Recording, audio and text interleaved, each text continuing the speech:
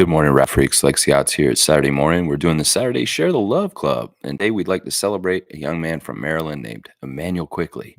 Immanuel Quickley, of course, was drafted by the Knicks and played for the Knicks for first few years of his career. But now he's been traded to the Raptors. We're very, very happy about that. And hopefully, Immanuel will stay with the Raptors this summer as a restricted free agent and be our point guard of the future. All signs point to that, although there are some dumb things going on in dumb ways where, for example, we had an interview just come out in the last couple of days of Manuel Quickley with FanDuel. Yeah, FanDuel, the betting site, idiots. Michelle Beadle. Yeah, Beadle's a longstanding ESPN personality, but she's not with ESPN anymore. I think she got fired at some point. But now she works for the betting site, degenerate. And, well, she's annoying. And, well, they had an interview with her, Lou Williams, and Chandler Parsons with Immanuel on the FanDuel site recently. And Immanuel's ultimate professional. Immanuel's a great young man. He's just really what you see is what you get. And that's part of the things I like about him. He's a man of faith, and he really does take his religiosity very seriously, his relationship with Jesus and God. And I appreciate that about him. He's no nonsense in some ways too. The interviewers are kind of knocking Toronto like they do in the U.S. media down there. Assholes, Chandler Parsons, Michelle Beadle. You're okay, Lou Williams, because you respect our team, because you were on it and you won a Sixth Man of the Year on the Raptors. I mean, Drake wrote a song about you. I mean, in some ways, listen, Lou Will, you're always good with us. But I understand you work for FanDuel and it's full of shit. Yeah, Beadle, F you. You get my two-finger salute today from me and Dana.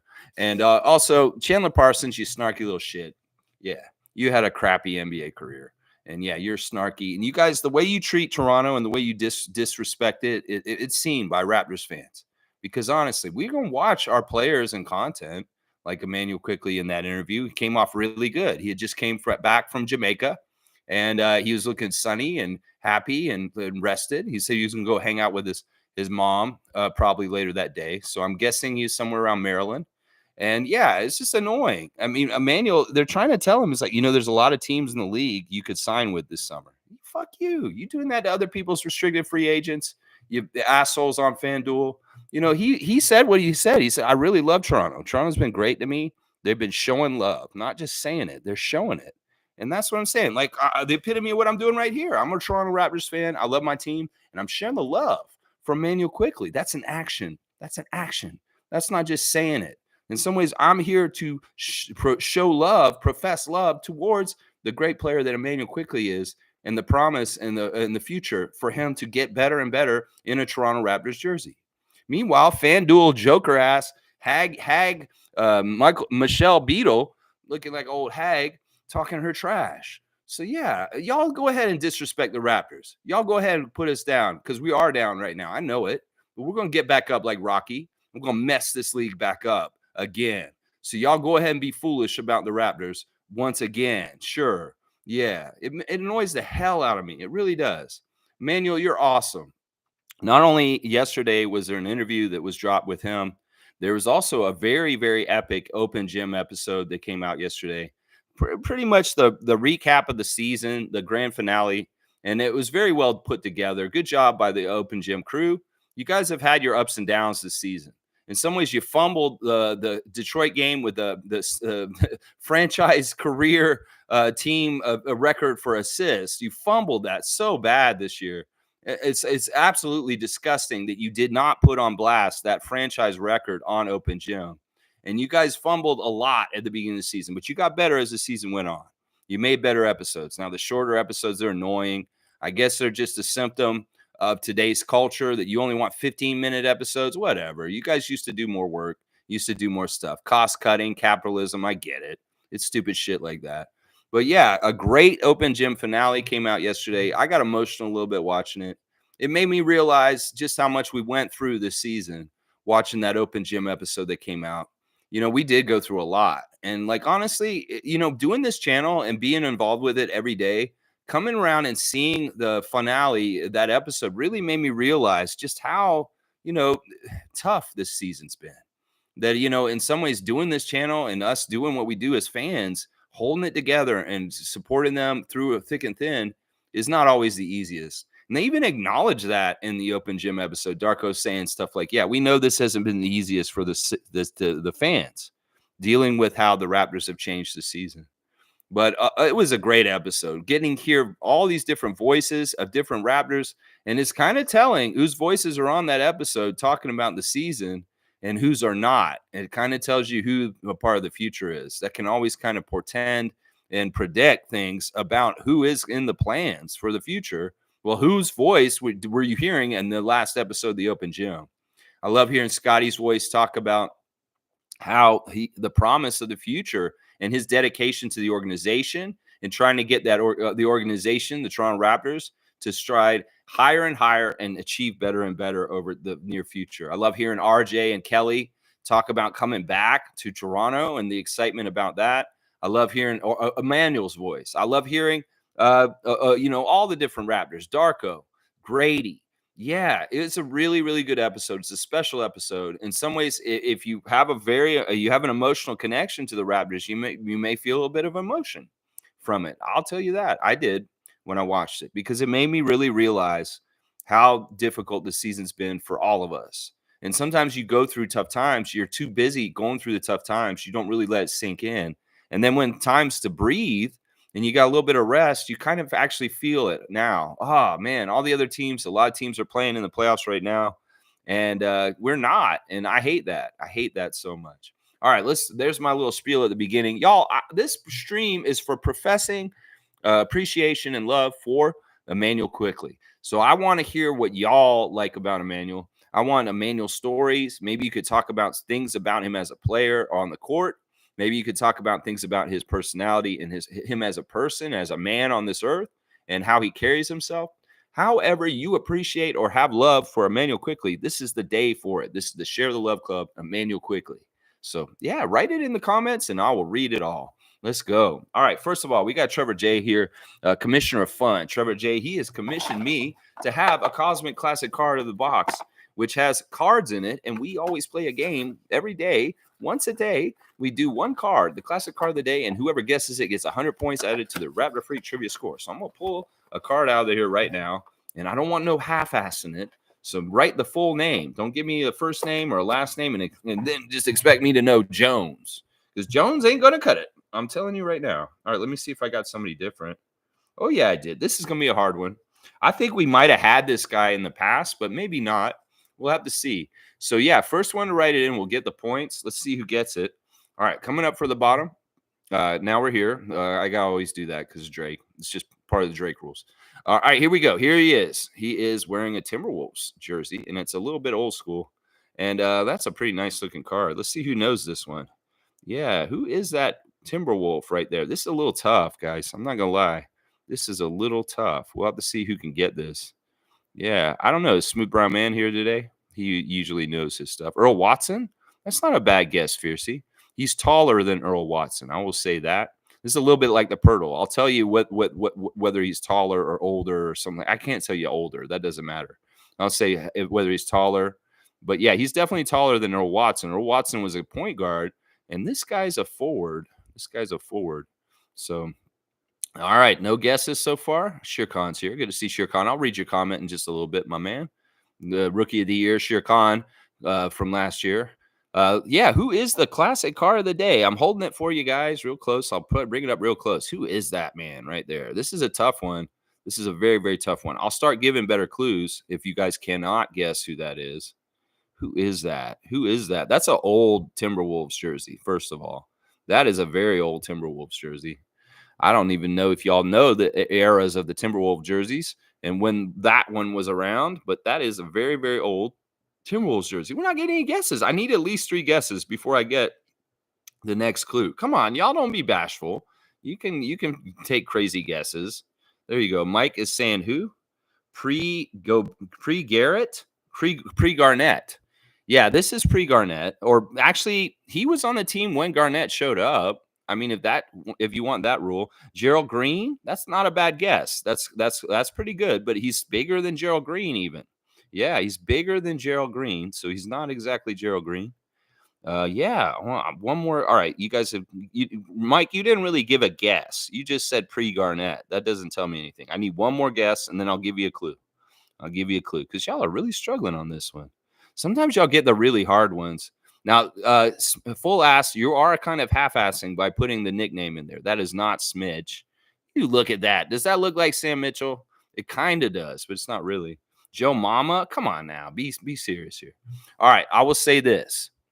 There was a player for the Phoenix Suns that had the same last name as a certain controversial rapper who dubiously sometimes supports Donald Trump and is kind of the person that like people are like, what is going on with this guy as far as his rap career in different ways he does it. All right, somebody's got to tell me that. Yeah, you know that. You got to get your half-ass. And all right, you got it finally. Look at that. Full ass finally came with both cheeks. That is actually, let's see who's right. It's either Doug West or David West. Let's see who's right. It is David. Oh, no, it's Doug West. Doug West. So full ass wins the points. Kareem Thomas getting the points and using his namesake. That is Doug West. Yeah, David West is not right. This is even way before Doug West. I mean, David West. David West was more recent. Doug West is way back. So, yeah, Doug West is the right answer. Yeah, I give the Kanye clue, and you guys always figure it out. Let me see. Can I read that? Yeah, he went to Villanova, 6'6", 200 pounds. Oh, it says he's a guard. Sorry, I misled on that. You know what? You could see I could get him confused with David West, Doug West. I mean, they both played for the Timberwolves, and yeah, this is the same name and initial. Anyway, good job, Kareem. You're getting the 100 points to your Raptor Freak score for Doug West. It's Doug West, not David. But that's a good guess, Mike. Seriously. It could have been either one. So one of y'all was going to win. All right, let's see. Trevor's saying, good morning, Raptors family. Love for IQ, not only as a basketball player, but a man of faith and a believer as myself who is believe in God. Everything is possible with God because everything I got, everything is God. Good stuff, Trevor. That's a big part of it right there. Emmanuel's faith, directs his life. In some ways, that's a great way to be. In some ways, when he has things in life that he's questioning or what he should do, he looks to the Lord above and he finds direction that way. Sometimes that's the best way to find direction because it'll probably keep him away from making the bad mistake or a poor decision. So I like that about him too, Trevor. And yeah, in some ways, like I've said in the past, he's been a role model for me to think more about like devoutness and how his faith is just such a great power in his life that helps heal and keep him protected and keep him in a good place. I really do like that. Alan's here. Bam, son. Bam, son. Trevor's saying Suns are in trouble. The Clippers are in trouble. The Bucks are in trouble. Those teams are going to have an early exit vacation. All right, let's go look at the action from last night, and I'll react to the playoff games that happened last night. The Pacers winning in overtime. It really was Miles Turner that kind of carried them most of the game. Some stuff from Siakam a little bit, but really Miles Turner being the guy carrying that team. Not even Halliburton. Halliburton did have a triple-double, though. 18 points, 16 assists, 10 rebounds. He had 10 assists by halftime. And so Halliburton was an all-around player and woke up and played a good game. He did not shoot well, though, 1 of 12 from 3. Nembhard, 16 points, 15 points for Obi Toppin. He got those points early and kind of was carrying them early. Siakam, 17 points. So, yeah, good job by the Pacers, beating the Bucks in overtime. Giannis has still not played for them. And Lillard got hurt in the game and was questionable whether he was going to be returning, but he did return and got 28 points for them in the loss, 42 for Chris Middleton. Holy crap. Yeah, that's too bad in some ways for the Bucks, but I don't care. I'm rooting for the Pacers. So you go, Pascal, being up 2-1 and a great overtime victory last night. All their games last night, we saw the Mavericks beat the Cavs in game 3, a pivotal game 3. That's no good, Kawhi and James and Paul George and Russell. You guys need to win, and you guys getting behind in this series is not good. I see that Russell Westbrook went 0 for 7 and only had 1 point last night. Meanwhile, our guy Norman Powell, who got snubbed from six-man consideration, got 21 points off the bench to be tied with the leading scorer with James Harden. Only 21 between them. Zubac, 19. And Kawhi, only 9 points. What's going on with you, Kawhi? You are not showing up Kawhi playoff mode like you should, and that's going to really hurt the Clippers. Until Kawhi Leonard shows up in playoff mode, The Clippers ain't going nowhere. Even Paul George, horrible game, 3 of 11, 7 points. Meanwhile, on the other side, of course, the two big guns, Luka and Kyrie, 22 and 21 points, with a little bit of help from Derek Lively, the rookie, getting 13. He was perfect. Well, he was 6 for 8, not perfect. Jones Jr. with 11 and PJ Washington with 10. So a little bit more balance for the Mavericks in the win and the pivotal Game 3 win in Dallas over the Clippers. Steve Ballmer, man, you're going to pay for championships. Well, these guys don't show up and play right, they ain't going to get it. So, yeah, Clippers, watch out. It may not be that Clippers Thunder match that Mike wants to see. SGA get some revenge on the Clippers. It may end up being a Thunder Mavericks match if the Clippers aren't careful. And then the last game yesterday, we had the Minnesota Timberwolves go up 3-0 over the Phoenix Suns. The Phoenix Suns are imposter. They have been this whole time. I knew they were all season long. You can get these stars and put them out on the court. Doesn't mean that your team's good. And, well, the epitome of it is the Phoenix Suns. Yeah, 28 by Bradley Beal, 23 by Devin Booker, 25 by Kevin Durant. Who cares? You have no kind of team otherwise, and they don't show up and do good enough for you guys. Meanwhile, more balance on the other side with the Timberwolves, 36 for Anthony Edwards, 19 for Gobert, 18 for Karl Anthony Towns, 16 off the bench for our guy, Nickeil Alexander-Walker of Team Canada. So, yeah, good job, Timberwolves. Don't play with your food. Finish them up and sweep them out in the next game. Yeah, Phoenix needs this tough lesson. They really do. Matasheba needs this tough lesson.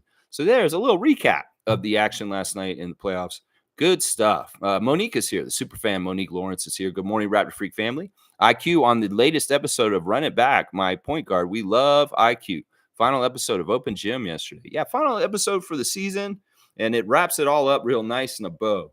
So we're going to see Open Gym show up somewhere in the middle of the summer, near the end of the summer, starting up the next season of Open Gym, continuing on, hopefully forever, because we love Open Gym chronicling the history of the Toronto Raptors. It'll be great for archaeologists in the years to come to unearth the YouTube clips of Open Gym and the whole legacy of the Masai era. And when we started Open Gym was over 10 years ago now. So it's going into like its 12th season next season. And that's fantastic because that means we have a video diary of our history and all the different players that came in. And it's just a fantastic thing in some ways. A lot of teams are doing this now because we've been doing this longer.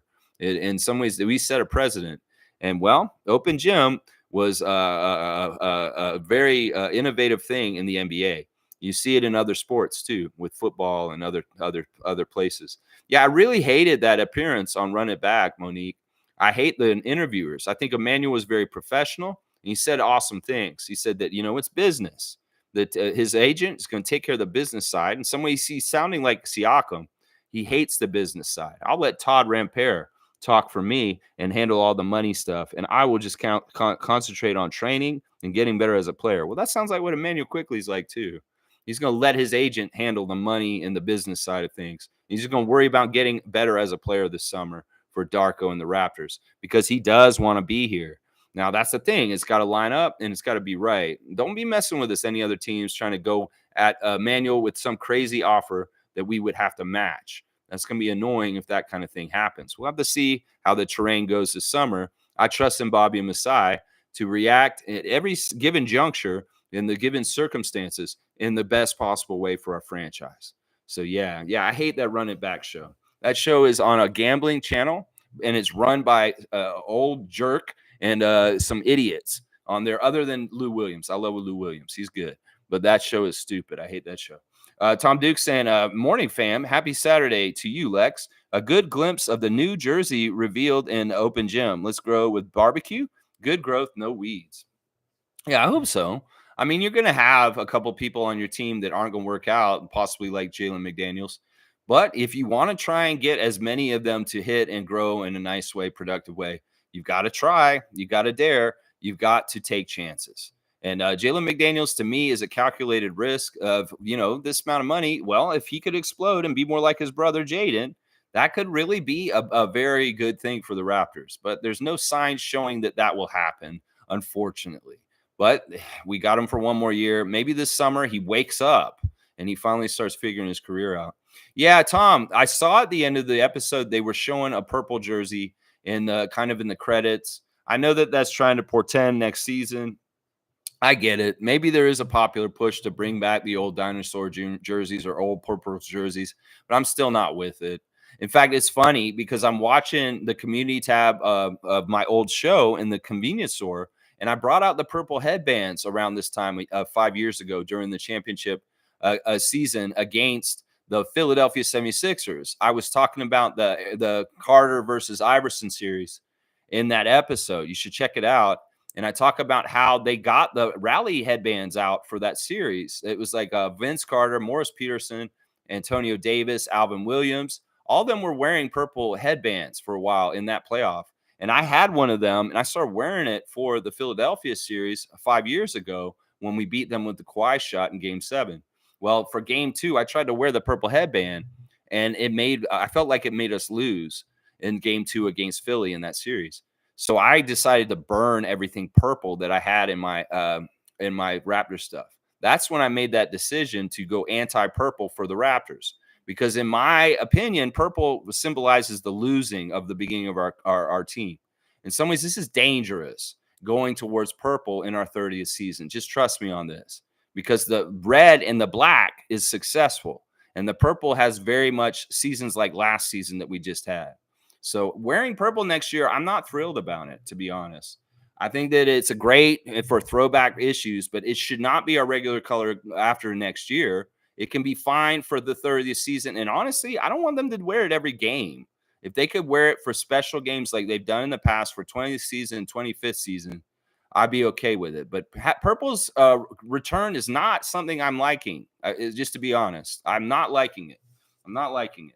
I get it. It's the 30th season. We want to honor Vince Carter this season. Well, there's going to be a purple Vince Carter, purple front, back, black back jersey that you've seen on my show behind me, the Alvin Williams, the Muggsy Bogues. It's going to happen. I get it, but I don't want it to be our regular jersey, and it should very much just be a specialty commemorative thing. The colors we've got already are the right ones. Trust me, the ones we're using now. All right, let's keep going.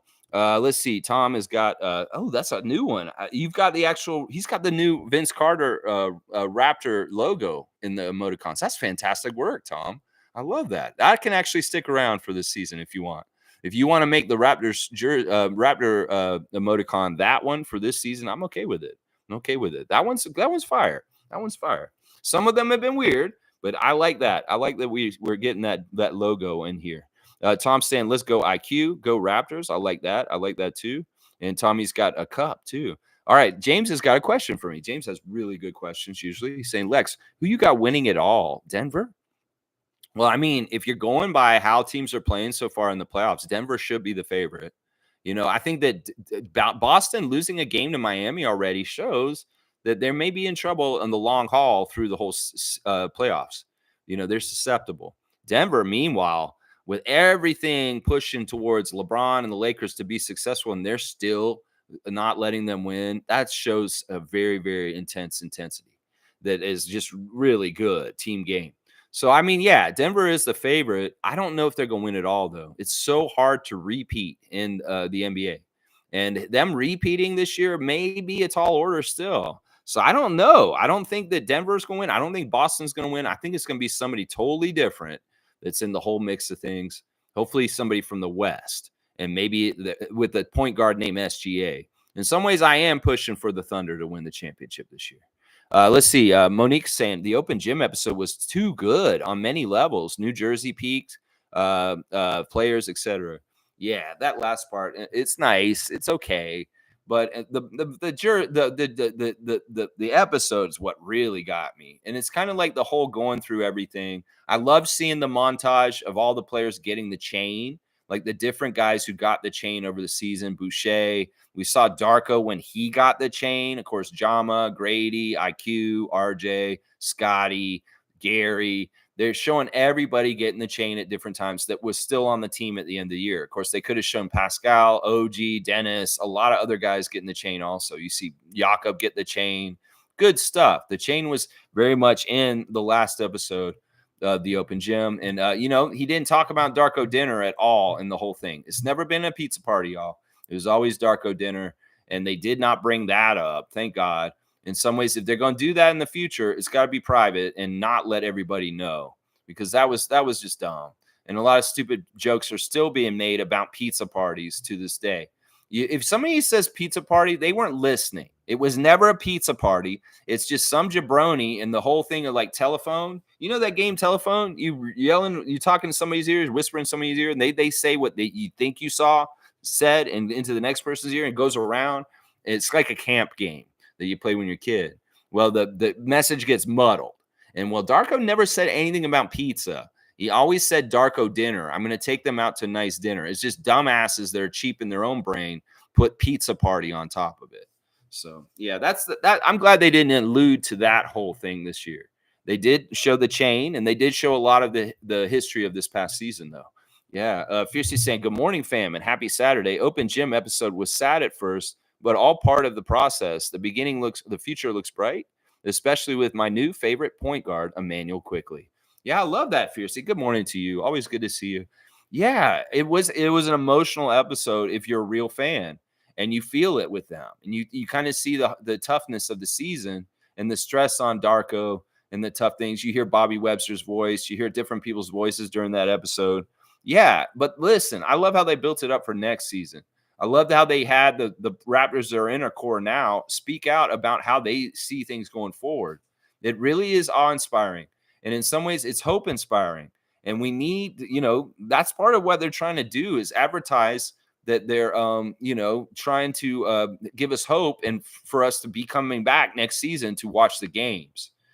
That's part of what Open Gym's supposed to be doing is keeping interest in the Raptors so that people continue to buy tickets and be involved. So that's part of what it is. It's like, all right, these are the guys. They're all bought in. They're all together. They're going to come back next year and they're going to wow you guys. That's basically kind of the message. Yeah, Manuel's awesome. And I'm glad he's your new favorite point guard. Hopefully our point guard for many years to come.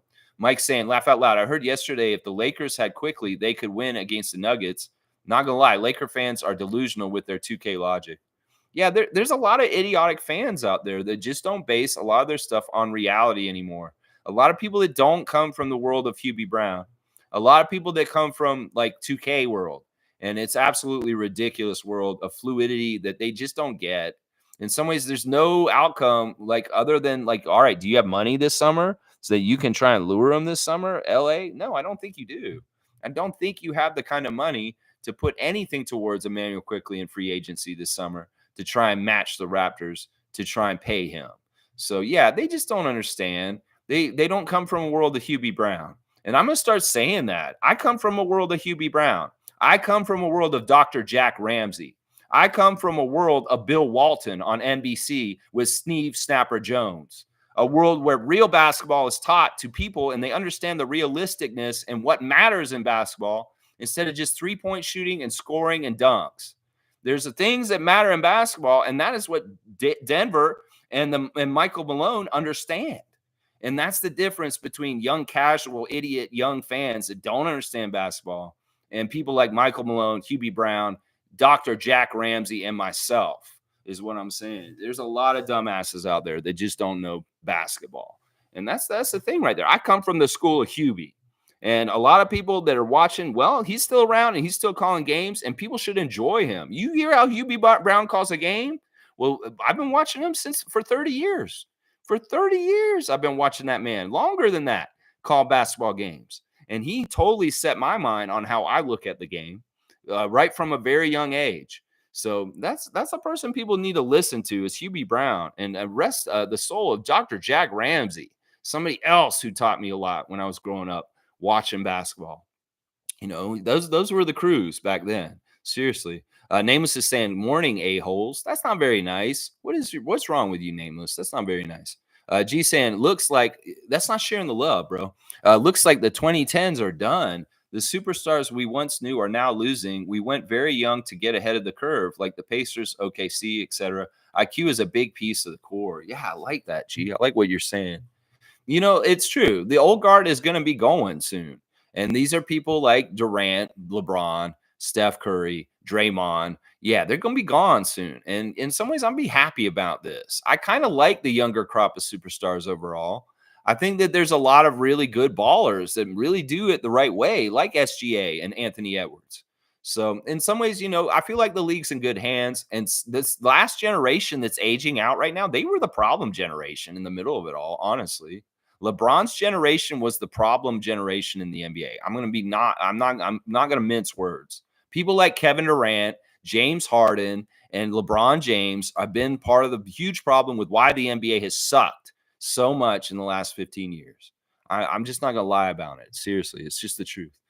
Fiercely saying, Lakers fans, I'm preparing my brooms and who's your daddy chance for tonight. Bucks are cooked with Dame injured. Suns, we already spoke about the super team concept fail, but getting back to our point guard. That's right. Bring it back to Immanuel Quickley. Yeah, this is fun. All right, let me look at who the refs are tonight for the games with the fourth game with the Denver Nuggets and the Lakers. They've got Zach Zarba out there again. Zach Zarba has been very much in very important games in this playoffs so far. So we'll have to see how he does things. Now, I like his second ref is Tyler Ford, maybe the best ref in the NBA. Sean Corbin is the third ref. In New Orleans, for Oklahoma City, New Orleans, next game, Mark Davis is there now. He's been all over the place. Mark Davis working hard right now. He's getting all that playoff money working on these playoff games. Mitchell Irvin and Gianmitas Petraeus are the other two refs in New Orleans for Oklahoma City, New Orleans tonight. Cleveland at Orlando. John Goble, the Florida boy, is down there in Orlando to do that game with Courtney Kirkland and Kevin Cutler. And then Boston at Miami, another game down there, and they've got the other Goble brother from Miami as the umpire, but James Williams is the crew chief with Mark Lindsay as the ref. Yeah, those are your refs for tonight. Yeah, I'd love to see a sweep. I love to see a sweep because then people will realize the truth about LeBron, the truth about the Lakers, and the truth about the NBA at this point. Yeah, that's what I'm talking about. Nameless is saying Toronto Raptors NBA champions 2026. So not next year, but the year after. I like that, Nameless. All right, you're making up for your a-hole comment. Fiercely saying he is media savvy and smart, nice personality, hard worker, and such a joy to watch playing and developing the point guard role. I think that you're right. He is very media savvy. I mean, he had to be. In some ways, look at it this way. Emmanuel came up and he went to Kentucky.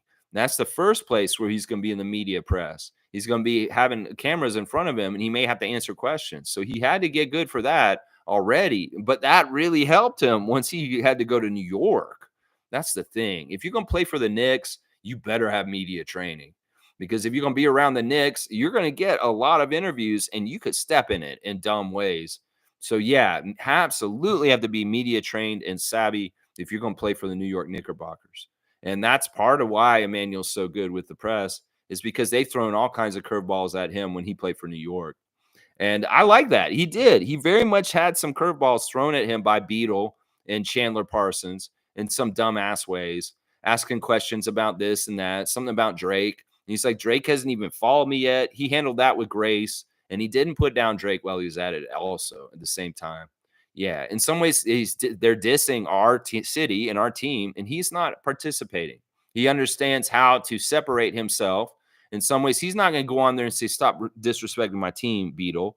He can just be above it and just hold his head high and answer the questions and be true to us still and not like getting in on the guffaws and the, putting down of the Raptors and the way that they do that kind of shit. So, yeah, Parsons, fuck you, and Beetle, you too. That's what I'm saying. Yeah, let's keep going. Nameless. Yeah, good job. I like that. James is saying SGA ain't Ant, Joker, Doncic, Giannis, new superstars of the league. I heard an interview with somebody recently saying that they think if there is Team USA versus Team World at the All-Star game, that Team World has a really good shot to beat the USA at this point. I think that's just true.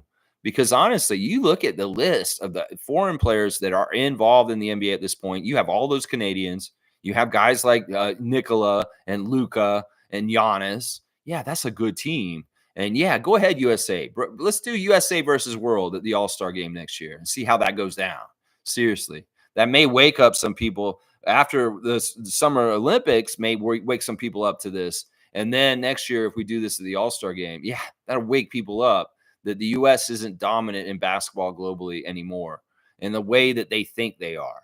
So, yeah, it'll be very interesting to see how things go in the next year, especially at Paris. And then also if they do a USA versus the World All-Star game.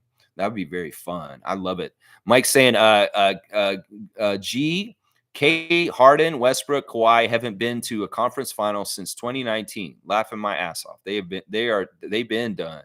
Well, that's not true. That's not totally true, guys. As far as like they're done, you can't say that yet. I mean, listen, you're talking about Kawhi. You're talking about Kawhi, man. And if you wake up and get into playoff mode, he can do very well. I can tell Mike's a hater of the Clippers, and that's fine. You can hate on them all you want. I'm rooting for those old guys to finally do something and get somewhere. I actually like James Harden at this point. I think that he was really disruptive to two division rivals in recent years, and I appreciate him for that. Him doing what he did to Philly and Brooklyn was awesome. And in some ways, I want James to show that he can be the team player, that he's not so selfish, and he can do well for the Clippers in helping them get a championship this year. So I am definitely rooting for Kawhi and Norman and the Clippers. And that may be against what you're trying to do, but that's fine. But yeah, these guys have not been anywhere because they've been hurt. That's really because they've been hurt. I mean, Kawhi's been consistently hurt since we won the championship, pretty much. So that makes sense. Yeah, John Morant. John Morant is the new superstar of the league. Well, he's got to come back and prove that he can stay healthy and stay out of trouble. And then maybe they'll start promoting him as a face of the league again. But right now, he's kind of in the press is not good around him. And in some ways, they don't trust to put him in a lot of advertisements and make him a face of the league right now. So he has to come back and have a couple of seasons probably where he's not causing any trouble, and then they'll invest in that again. I think the NBA would be smart to do this. Stop anointing golden boys ahead of when they come through and they do what they do to become one. Give it to the guys who are earning it, and they should be on there. And don't be like picking them and anointing them. There are good superstars in this league that y'all ignore that you should be showing more, like Jamal Murray. And, there's guys that you shouldn't be showing so much, like Zion Williamson, because they haven't done jack shit. They haven't stayed healthy. Ben Simmons, another great example of somebody you should have never marketed as a top face in the NBA. So it's just an absolute fail. G saying, yes, they have logical, and Westbrook was unhinged last night. They know the new era is coming. Yeah, it is whatever. This is their last chance. In some ways, Tyronn Lue is going to have to take those guys to the back and talk to them and get them organized and say, listen, this is it, y'all. If you do not figure this out now, you're never, ever going to get another chance to. And I can see this. I mean, if the passing of the guard is signified by LeBron getting swept out in the first round tonight and the Clippers not getting past the first round against Luka and the Mavericks, so be it. The door's been closing, and you were fiddling around in different ways, whether it's Harden messing around on teams the last few years, whether it's Kawhi being hurt for most of the last 2 years, whether it's Russell and the soap opera that follows him around in the last 2 years. Well, you're screwing around with Father Time. Father Time may catch up with you, is what I'm saying right there. Yeah. Yeah. Fiercely saying, praying for IQ to come back. 8 million, pretty confident, though, as he seems to have developed a nice bond with Scotty and the organization. The fact he worked with RJ for 4 years also helps greatly. Yeah, I like that little part of the interview yesterday where he said when he saw that RJ's reaction to the trade to Toronto, he felt really good about it because RJ was overjoyed. RJ was like jumping up and down and so proud and happy to come play for the Raptors as a kid from Mississauga. And that actually really encouraged and made things more positive for Immanuel. In some ways, he was surprised by it. As he said, he was asleep when the trade happened, and he woke up to it. And Beadle tried to make it seem like he woke up to a nightmare. What a jerk Michelle Beadle is. No, he was actually very happy because think about this. Brunson is a top-notch NBA point guard in this league. There's no way Emmanuel's getting around him in New York. So he needed to leave if he's going to become a starting point guard. So, I mean, we can leave out details about this whole situation, Michelle Beadle and your stupid-ass FanDuel show. But the reality is, Immanuel, if he wanted to grow to the next level, he needed Toronto. And, that's what we're talking about. You're saying 8 million, pretty confident? 8 million? I don't know how much we're going to pay him a year, but I will say that if he can be anything like Maxey in the years to come, well, he'll be worth it, is what I'm saying right now. Yeah, I love that Scotty and Immanuel are bonding so well right now. You can tell that they are really getting bonded, and that's important. In some ways, I can tell Scotty is a plus to help entice Immanuel to be with us going forward, because playing with Scotty is attractive. And the fact that these guys played Call of Duty together a lot near the end of the season means they're bonding and that they do have a friendship that's beyond basketball. So this is all good stuff. Immanuel being best friends with RJ already. RJ's under contract. He's going to be a Raptor for 3 years, no matter what, unless we trade him. And I don't want to do that. I don't want to do that. We're going to get the value out of him in his contract. Trust me. And that really helps us too, is RJ being his best friend and him being here. Yeah, for sure. Mike saying Scotty has definitely upgraded his communication. He definitely saying the right things now and in ways that are mature and using leadership skills. Yeah, he's had to get media training more and more. In some ways, his manager has to teach him what he should and shouldn't say. And that's part of the fun. That's why when Serge Ibaka does his How Hungry Are You show, which he did his first episode of the new season with the cricket juice, he asked those tough questions. Like he asked that young footballer this week, which team would he rather play for in Premier League? And he knows he can't answer that because it will screw him up in his free agency or with his manager or with whatever. So he said, I can't answer that. He's like, well, you have to drink the cricket juice. That's the thing. A lot of these NBA players know that there's folly in designating preferences for teams or wanting to be on this team or that. It could be that DeLon Wright always wished to play for the Miami Heat. And now he's finally playing for them now. It's partly because of his brother, Dorell, played for the Miami Heat, and also partly because he has ties to that community in certain ways.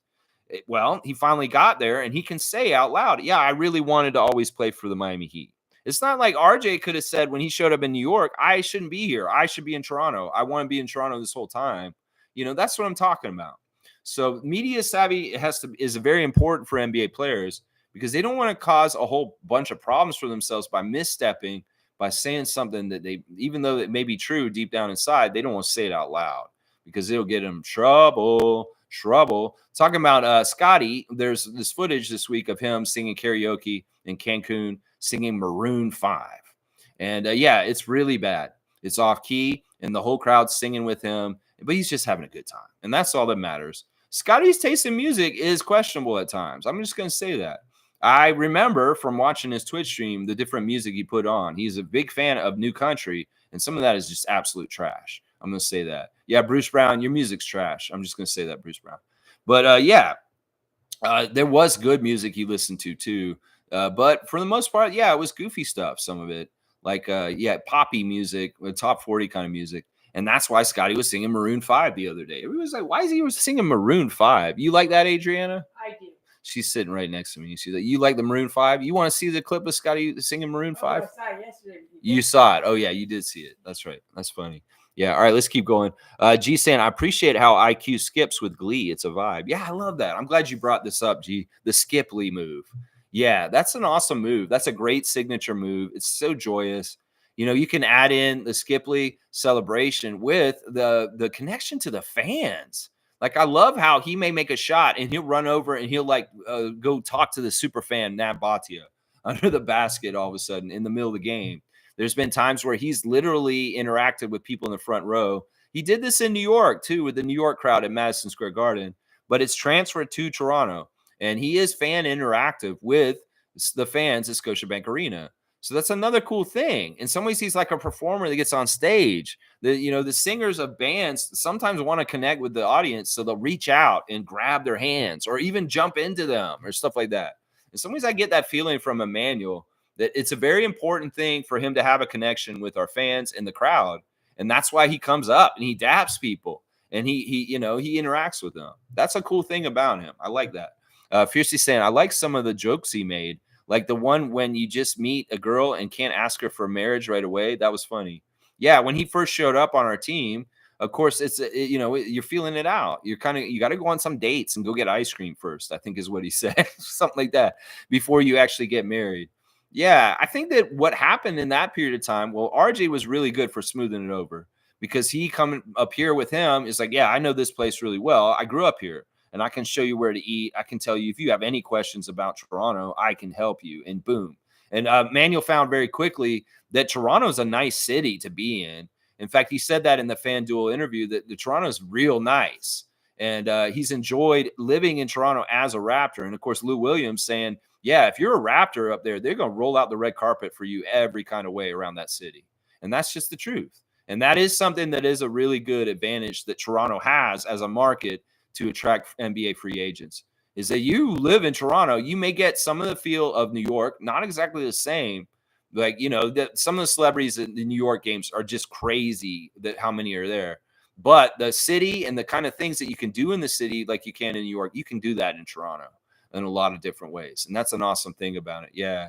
Yeah. I think that he's liked it. I think that Masai and Bobby did a really good job of welcoming him and making him feel like really awesome. Like we're really good at that. And it's a good fit. It's a good fit and he likes it. So I really do feel like our chances of retaining Immanuel this summer are very high. Very, very high. Yeah. All right. Shir Khan saying, good morning, Raptor Freak family. How's everyone doing? Did you see the IQ FanDuel interview? He had good things to say about Toronto. We also had Open Gym episode drop as well. The vibes are fantastic in Toronto after a tough season. There you go. Shir Khan's really got a good kind of summary of the stuff that came out yesterday, reacting to the FanDuel interview with Immanuel Quickley, and then also the last Open Gym of the season for this past season. Yeah, I think you hit it all right on the head as far as he had good things to say about Toronto. I love that. It really is like, I think if he has a choice, if his agent's coming to him, he said, you can get the same amount of money from either Toronto or this place. Well, Toronto can match it. We get the dibs if we pay it. That's the thing. So I think that it's inevitable that Immanuel will be on our team next year. Now, if something weird happens this summer, I trust in Bobby Masai to go on plan B or whatever we have to do in case. But it would be very nice if he just showed up because we've already got work accomplished with him. He's got a very clear role and a very clear spot that he wants on a team. So don't screw around with this, Immanuel. If you're going to go and take money and go with another team in certain ways, if you don't have a clear point guard starting job, well, that may be folly in some ways to go that way. It was what I would say. Yeah. Yeah. Let's see. All right. Randolph's here. Blessings, beloved Raptor Freaks, most informative gang. I am always hopeful and optimistic about the future. I love that about you, Randolph. IQ's growth since he's been here gives me the promise that he's shown, gives me hope. Yeah, he's awesome. And there is so much more he could be. I really do feel like he could be like Russell and Oscar Robertson in the past and average a triple-double for a season. If he gets the minutes and the usage as a starter, instead of being off the bench, we see that production can be in all three categories in a very consistent way. In some ways, he really does have to work on the rebounds and think about it. But you know what? The other stuff, the assists and the points are going to come easy. So I wouldn't be surprised if Immanuel Quickley in the years to come averages almost a triple-double in some of these years coming up. I can totally see it. I can totally see it, Randolph. And always good to see you. Blessings to you, the Phillips family, and all the Raptor Freak families, for sure. Yeah. Yeah. All right, let's see. Shir Khan saying, Carlton from Fresh Prince. You think he kind of looks like Carlton from Fresh Prince? Maybe. I don't know. I wonder if this guy go do the Carlton. Look at that wingspan, though. Come on now. Carlton don't have arms like that. Come on now. Alfonso Ribera. Yeah, he was in like a Michael Jackson video, and he's in a lot of commercials when he was younger too. He was also on the Cosby Show, I believe, before any of that as a young child. He was on a lot of 80s sitcoms before actually being on Fresh Prince. So yeah, there you go. Good job getting Doug West. Kareem, I will add your 100 points.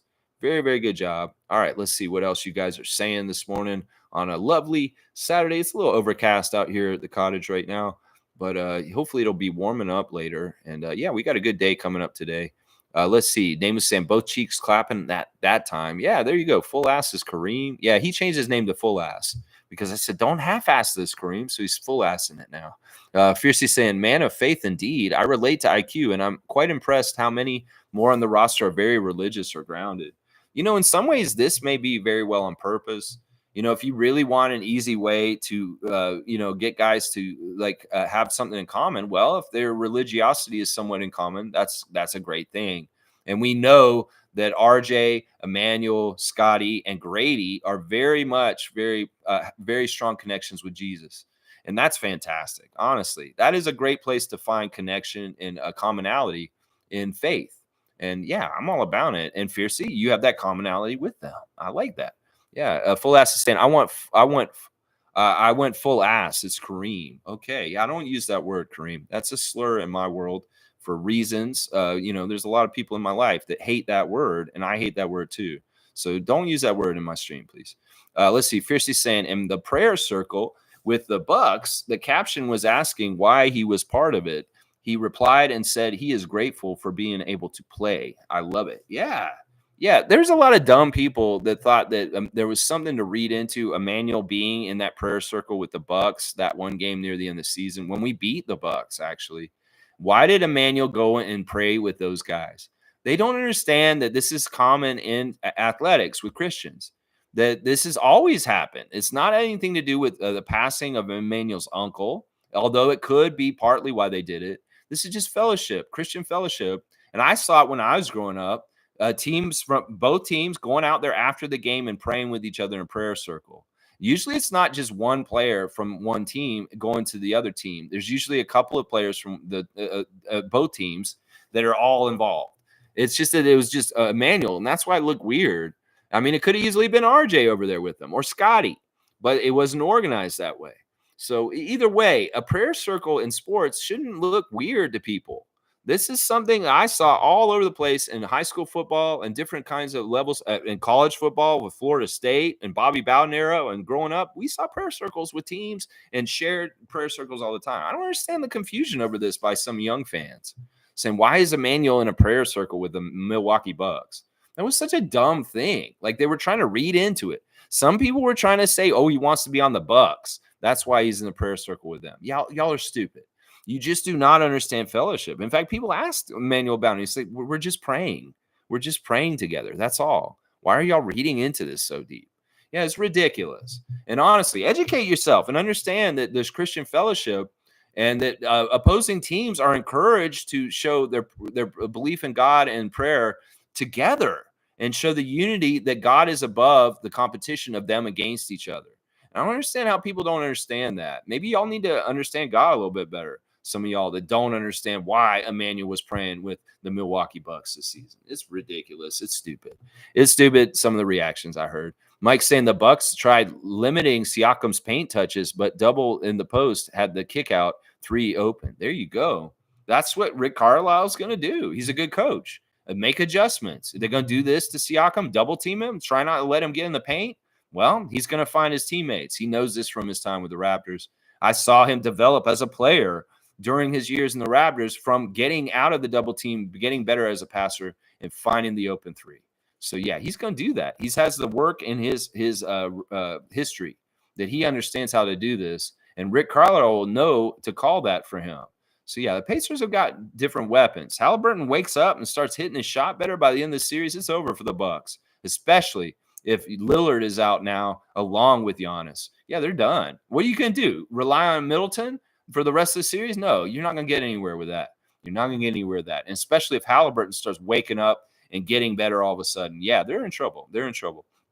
Nameless saying Kawhi's best year in his career was as a Raptor and will never be beaten. You know what? I'm not going to disagree with this.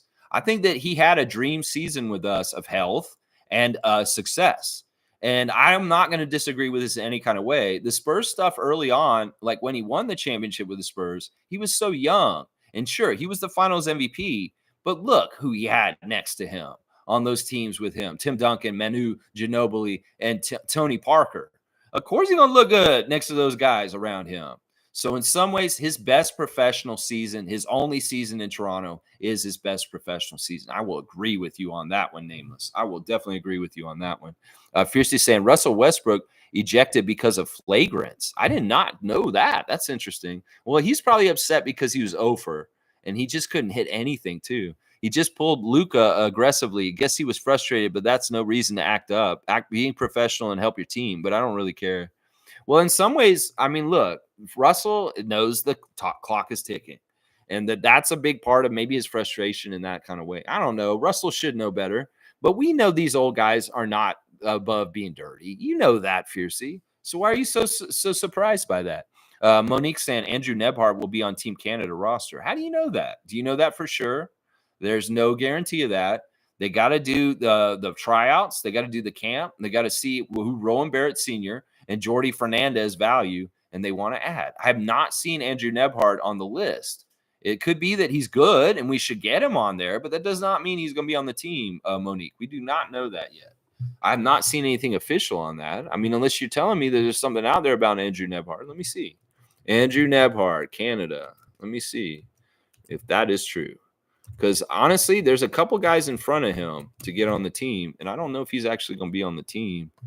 You just want him on there because he played good in the game last night. That's part of it, probably. Let's see. Nameless is saying Toronto bought low and sold high on Claw. Yeah, I mean, we did what we had to do. In some ways, we got a championship, and that's what we wanted to do. And that in some ways, that was the big gamble. We got a championship, and that's what happened. Mike's saying Russell basically checked him and then looked like he hammer-fisted Luka in the back. Well, maybe he did want to get out of the game. Maybe he was trying to babe, you're distracting me. Maybe he was trying to get some aggression and physicality in the game, like some people like to introduce in the playoffs, just to kind of knock the team off their confidence. This is a very good like playoff tactic: is have a goon like Brook Lopez hit some people around and intimidate them. So maybe Russell was doing a bit of that work. I don't know. I didn't watch the game, so I can't tell you for sure. Let's see. Kareem saying, yo, old boy from the Suns got ejected, and immediately I thought of Embiid's bitch ass. He's so fucking lucky. Old boy from the Suns got ejected. I don't even know who you're talking about. Nameless is saying they won't overpay Immanuel Quickley like that because the team will end up stuck with him when we walk. When we walk. What do you mean by that? I don't mind paying for him because he's a hard worker. I know he's not going to slack. And he's going to get better. He has a career path that's going to get better soon. So in some ways, it's not about overpaying him. It's about let's get him in the price we can get him right now and keep him for like a few years at that price because he could grow exponentially in the next 2 years. And he will be such a deal on the deal that we get him this summer. That's what I'm hoping is going to happen, Nameless, is that this guy's going to be consistently getting better and he will get better. And boom, everybody will feel like we got him on a steal of a deal. And then his next deal will be even crazier. Monique saying Amazon Prime and the NBA deal released. Yeah, I'm hearing that Amazon is going to buy rights to the NBA in the last couple of days. I haven't heard anything official yet, but if that's happening, yikes, I don't like that at all. I think that Jeff Bezos is a monopoly guy, and he's really bad for the world. He is one of the worst people on this earth right now. In some ways, he's consolidating profits in so many different industries towards himself that it's just disgusting. So I'm not happy about this deal. I'd much rather them go to NBC or somewhere else. But them being on Amazon, that's gross. Honestly, the NBA is just ickier and ickier as time goes on. This does not make me happy. Amazon Prime, fuck off. That's what I say. Nameless is saying, whoever decides to overpay IQ will be stuck holding the bag. Why do you think that this is a bad thing? Seriously, holding the bag? You think that he's going to be a bust? You don't think he's going to be good, Nameless? I mean, I don't understand you, bro. You woke up on a weird place this morning, especially starting off calling us assholes. That's not very nice, Nameless. To overpay IQ is not even good for the free agency in their own team because they'll set a precedent and have to pay him more too. Yeah, I don't understand where you're coming from with this. This is really off base. And honestly, it's asinine what you're saying. Emmanuel's going to get paid what he should be paid, and we should pay him. Seriously, we have a guy on our team that we should value as a point guard. Don't want to let him go. You want to hear all these bullshit people talk about how we lost Fred for nothing and Siakam, we could have got more in the trade, and we're going to just lose Immanuel after this. And some of these don't make the OG trade look really stupid. So, Nameless, you sound like a troll or sound like somebody who's not actually talking for the Raptors right now. And that I really worry about that because there's been some people that have been on this channel that have been kind of a little fishy about how they feel about the team. And what you're saying sounds absolutely anti-Raptors is what I'm saying. Shirkan saying at Nameless, I think they're going to get match whatever offer comes IQ way. Yeah, I don't know what the offers are going to be. I don't know what people have available. Some people are saying San Antonio is going to make a run at Immanuel Quickley this summer. I don't know what's going to happen. Once again, I'll trust Bobby Masai. We're going to do it right no matter what. Mike's saying our latest purple years were decent, 2015, 2016, and 2019, 2020. Yeah, but they weren't purple all the way. They were only special jerseys for certain times. And I remember those seasons. Those were the 15th and the 20th anniversary seasons. And I went to games on those. I saw Kyle Lowry beat the Washington Wizards in a purple dinosaur jersey game that I went to very vividly in my head, that I met Alvin Williams for the first time at. And that was very cool. Yeah, I mean, listen, I don't mind it for a little fun. I don't mind it for like maybe 6 games of the season, but it should not be our regular jersey color. I'm sorry. I just put my foot down on that. Carlos saying, Lex, which playoff team will probably blow it up next season? Well, I don't know. We still got to watch how this goes. I think that the Warriors need to blow up right now. They're not in the playoffs, but they need to blow it up. I think that in some ways Miami may be blowing up a little bit in the summer. I mean, the Celtics, I don't know. We'll see how they fail. If the Celtics fail in a certain way, maybe they're going to have to blow it up a little bit. It's a little too early to tell on this one, Carlo. In some ways, Milwaukee, I don't know. It really depends on who doesn't meet expectations and they look really bad at the end. Then there's boom, mini blow ups, whether it's firing a coach or trading some guys out of there because they're trying to change the mix because it's not working. I could see that. Smooth saying, no way Toronto is letting IQ walk. Not happening. I'm with you on that. Carlos laughing. Name is saying, yeah, I agree, Sheer. And it's not going to be something as absorbative either. There's an unwritten rule in the league about offering contracts to restricted free agents. No GM likes to do it out of respect. Yeah, and I like that. Although this has happened in the past in the history where people will run up the price on people just to be assholes to somebody, and they may not even have an intention to actually get that player because they know that other team values them so much more that they will spend the money. Yeah, I don't know. That's something I worry about, but I hope you're right on this one, Nameless. That there's an unwritten rule in the league that you in some ways you don't mess around with RFAs in certain ways.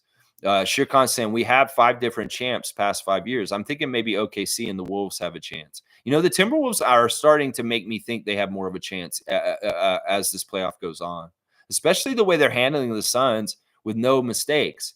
If they had already lost one game to the Suns, I would be like, yeah, I don't know if the Timberwolves will go far in the playoffs. But because they have both sides of the floor covered with defense and offense, they have a lot of legs to go far in certain ways. And they have backups in certain ways, in certain areas. If something happens with injury, it's not, they have different guys who'll pick up the slack in different ways.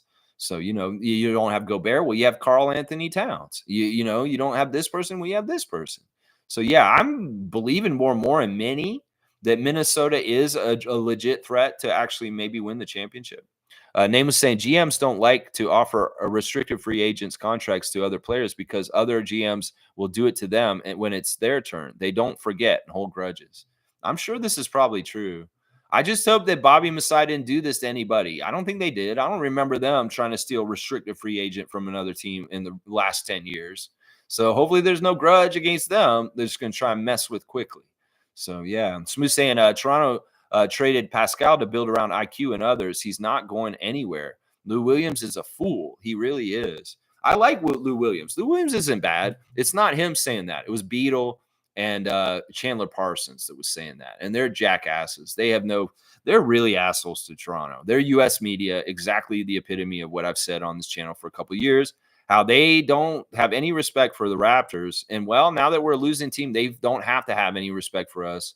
And before, they should have had respect for us, but they just go silent on us and ignore us. Well, now that we're not good, they're not going to ignore us anymore. They're going to go ahead and dump on us. And that's the feeling I get. Lou Williams showed respect towards our team because we did help his career out a lot. In fact, that's what he said to Immanuel. He said, my career was in a weird place, and then I went to Toronto, and it breathed new life into my career.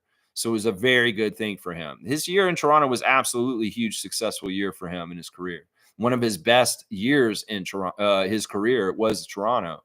So Lou Williams has the respect for our team, and he had it in that environment, even though in some ways his co-hosts don't. He was kind of holding it up because he didn't say horrible things about Toronto. In fact, he said good things. Toronto's a great city is what he said. And he also said the fans are really great here. So let's not say Lou Williams is a fool. Say Chandler Parsons and Michelle Beadle are fools. Yeah, Mike's saying, I think that whole thing had more than it was pizza party or dinner. It was just a team activity. Other teams do things that's odd, but it's not that clownable. Was made more than it was. Well, no, people made a laughing stock of it because they started making jokes about pizza parties and Chuck E. Cheese and stupid shit, making it infantile. It was never like that. And Darko reiterated this near the end of it is, yeah, we're not going to get pizza. And people made a whole fake motif of it. In some ways, that private stuff for teams should have just stayed private. And it's too bad that he mentioned it in an interview. He learned a head coaching thing in the NBA. He learned something about when you coach the NBA and you say stuff like that. Well, in some ways, you may open up something you just don't want that's unnecessary and a distraction. In some ways, Darko put unnecessary pressure on our team in the public eye because of the Darko dinner thing. In some ways, don't let that be public. Just let it be team stuff behind the scenes, and don't let the pressure of it be on the players in the public eye, because everybody knew that the Raptors needed to win 3 games in a row to get Darko dinner, and they did eventually, thank God. But a lot of people were making jokes. Y'all are never going to see that dinner. Y'all are going to starve. Oh, they're making a pizza party for them. And then they make this whole allusion to how corporations give shitty ass pizza parties to hardworking employees, and they don't give them raises or bonuses. They just give them a shitty pizza party, and that's just what you get. In some ways, there's a whole motif to it that's cheap. And in some ways, we're not a cheap franchise. We're not a cheap culture. We're not a cheap team, the Raptors. We have quality. And that's why he took them as Soto. He didn't take them to Pizza. And people that were wanting to make this a joke about pizza parties and little kids' parties and stuff like that, fuck you. Because that was never what it was about. It was about a very fine dining dinner, and that's what he said all along. It's just y'all cheapened it your own damn heads. And then clowns down in the U.S. pushed it even further with memes and talking about it. And our own media even perpetuated it because they bought into it without actually checking the facts and listening to Darko. It was never a damn pizza party. And that's the thing. You can make a monster out of an innocuous comment and not even realize it. So in some ways, Darko had to be more media savvy after that and not release team stuff like that. It really was stupid. It was clownable. It was clownable because people made a whole bunch of dumbass tweets about it. And even our own media was making jokes about the pizza party on the Raptor show with Will Liu and Blake Murphy, making little pizza party jokes, being snide and snarky. You know, why do we want to make our team a butt of the jokes? Seriously.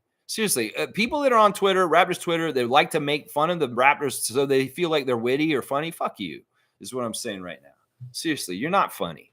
You're not funny. I love my team, and you want to make fun of something I take very seriously. Well, I say fuck you, and you're not a real fan. If you think being snarky and making fun of your team when they're down is fans' activity, no, it's not. You're a troll. You're a POS, and you can fuck off. Is what I would tell you. That's right.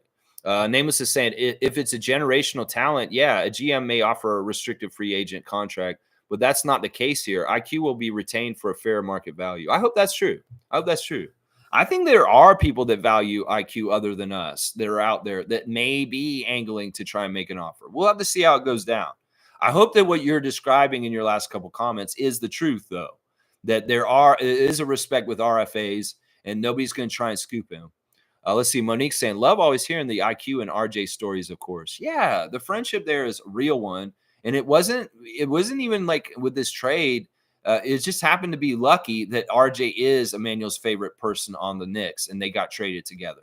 That really is a really nice thing. In fact, I'll bet you Bobby and Masai knew that in making this deal when they're kind of trying to assess, well, Immanuel's situation is he'll be an RFA this summer.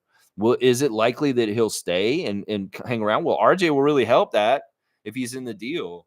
You know, who did we try and get in that deal first? Who do you think was the more important person coming from New York when they wanted OG so bad? We said, well, we want RJ to come back. Do you think we said that? Or do you think we said we want Immanuel Quickley? And who got added in second? We probably will never, ever know. But it could be either one of them, guys. Seriously, if you think about it. We could have had Masai saying, yeah, I've known RJ since he was a teen, and he's a very good young man, and I have a personal relationship with already. I'd love for him to come home and be on Toronto. It just makes sense. Or could it be we need the point guard? We need the guy like Maxey coming on our team, and we very, very much value it quickly. That's why I like that deal. That the fact that we got 2 starters for OG Precious and Malachi was actually very impressive. Sure, the Knicks are showing the spoils of that deal already with OG's presence helping them win, but we're going to see the spoils of the deal in the future with RJ and Immanuel on our team. Watch, and that's going to be the good thing. Yeah. Mike's saying the latest offer sheet thinks that happened. Ayton went to the finals, and the Pacers offer sheeted a max to the Suns, matched it, and kept Ayton. The Bulls offer sheeted Lonzo Ball, and the Pelicans never matched. Yeah, so there's one. The Bulls got Lonzo from the Pelicans by not matching, but maybe that was smart by New Orleans, considering how Lonzo Ball's career's gone the last few years. Yeah, so you go ahead. Maybe in some ways, if you have a lame ass restricted free agent like Lonzo Ball, you don't care. You're actually hoping somebody will come and match it and steal that restricted free agent from you. So yeah, it's an interesting. Those are two interesting situations for sure. I do feel like the Pacers ran that up on the Suns on purpose with Ayton last summer. I remember that. Smooth saying IQ was wearing Raptors gear during the interview. Yes, they were asking leading questions, but he did not bite. Yeah, kudos to you, Immanuel, for being a real one. You're a real one. We love you. And yeah, this is a very good point. Smooth saying he was wearing his Raptors warm-up gear. And that's important. That's important. Name was saying Morant is the league's doghouse in the league's doghouse right now. Yeah, he's in some ways he's got to come out and play and be more memorable for stuff on the court than off the court stuff. And then maybe people will forget some of the stuff that's happened recently and focus more on his playing career. Then maybe they can use him as a marketable superstar again. But he has to do that work himself, and he has to distance himself, and he can't be half-assed about it. He has to really mature and figure out that this gun culture stuff is not going to help him in the future. They can't put him in commercials if he's going to be doing all this stuff, encouraging young people like with guns and stuff like that. It's just not a good look. It's not a good look. That's why they don't want to put Jonte Porter anywhere. No, because the Cardinals sin. In some ways, the Cardinal sins of the NBA, well, maybe they need to be more like domestic abuse and promoting gun culture. Those are called cardinal sins, just like Jonte's cardinal sin of betting on himself. So let's see.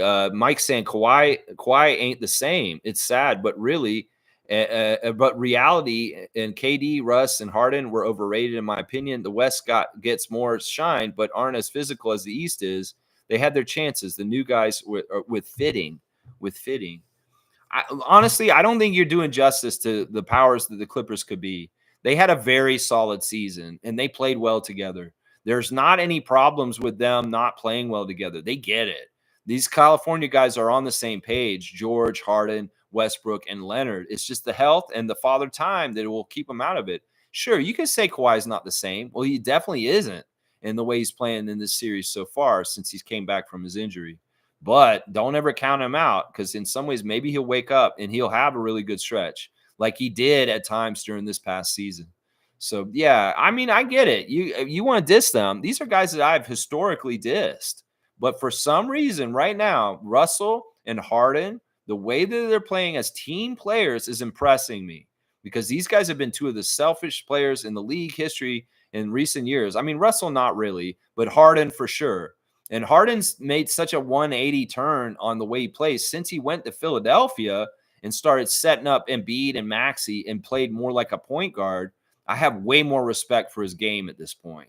So, I mean, listen, don't count them out. Just because they lost last night, you want to kick them while they're down right now, Mike? Yeah, I wouldn't do that. I still think the Clippers are going to beat the Mavericks in the end of the series. Watch.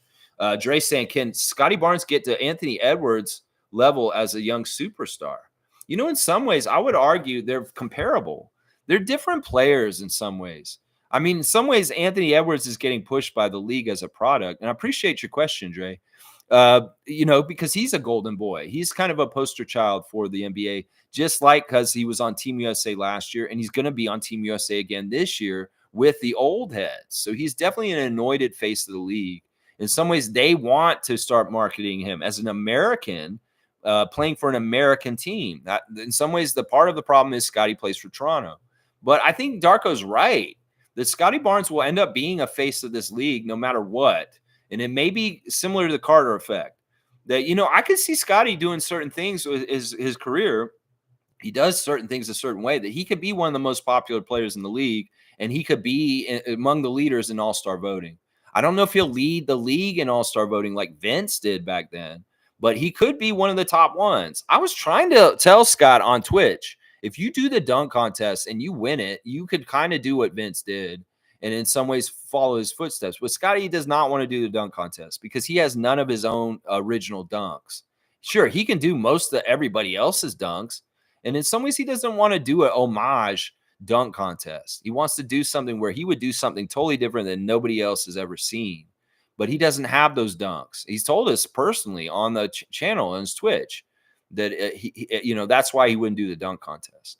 Because I suggested it to him at the beginning of the season when I got him on Twitch one day. I said, Scott, if you do the dunk contest this year, it could open things up for you in your career in a lot of ways. Now, I didn't realize that they would give him an all-star this year. I thought that he would just be like, he wouldn't get on the all-star team. I thought he'd get snubbed, and partly because we weren't so good this year, but he did get on the all-star team. So in some ways, that's better than doing the dunk contest that he made all-star this year. He's on his way, Dre. If he can have success and the Raptors win, yeah, he's a very marketable star, and the NBA would be foolish to not utilize him more. But how they treat Toronto. You know how they treat Toronto. Tom Duke saying, can Immanuel Quickley get to Anthony Edwards' level as a young superstar? All right, why are you asking that question? That's interesting. You're just copying Dre. I think Dre's answer is his question is very good question. Seriously. These are different types of players, Tom. I know that you guys are jokey in here and you're trying to be sarcastic, but I'm very take words for they are. Immanuel, in some ways, I don't know if he can be like Anthony Edwards, but probably not. But he could be his own person. I'd say he could be more like Tyrese or Oscar Robertson or maybe even Russell Westbrook. Trevor's saying, did you guys see Scotty doing karaoke? I saw the clip. It's a lot of people are singing, so you can't hear how bad he sings just by himself, which is good in some ways because Scotty is a bad singer. But in some ways, he needed that cover up. And I love him just having fun and smiling and having a good time in Cancun. And he's singing Maroon 5.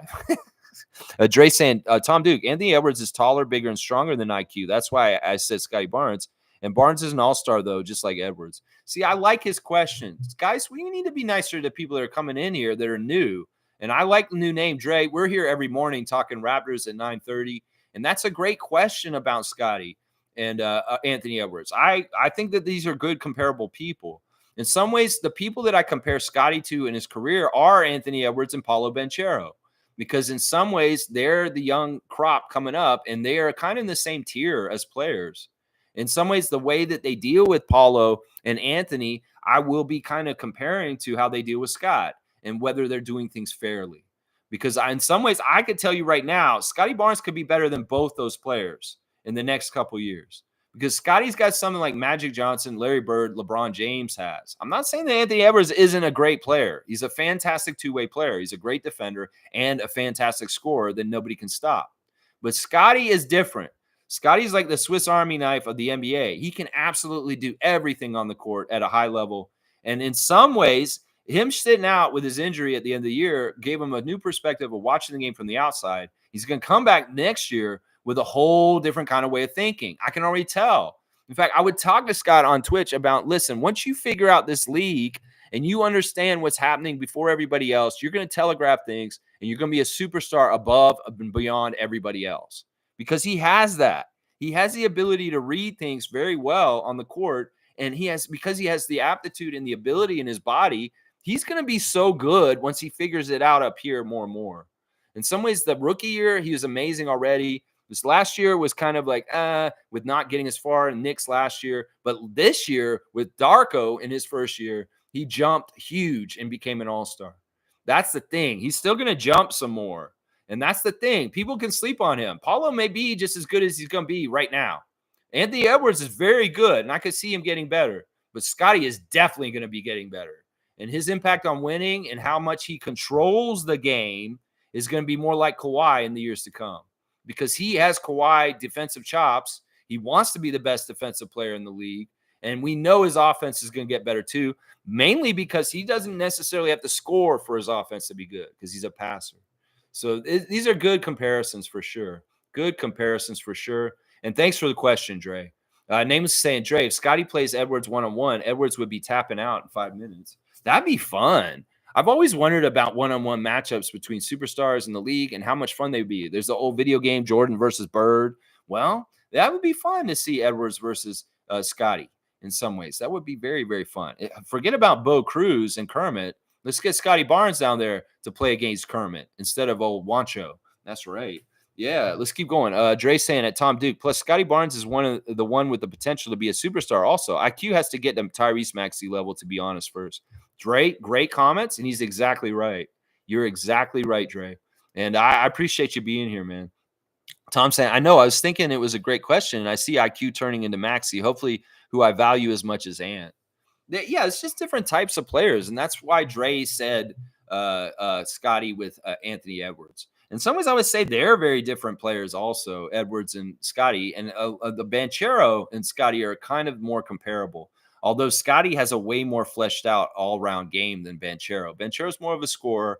In some ways, he doesn't have some of the stuff with the blocks, the steals, and the assists that Scotty has. And that's the interesting thing about all that. Good discourse. I like the differences and the stuff you guys are saying. Fiercely saying, I'm pretty confident, but typed 8 million instead. My bad.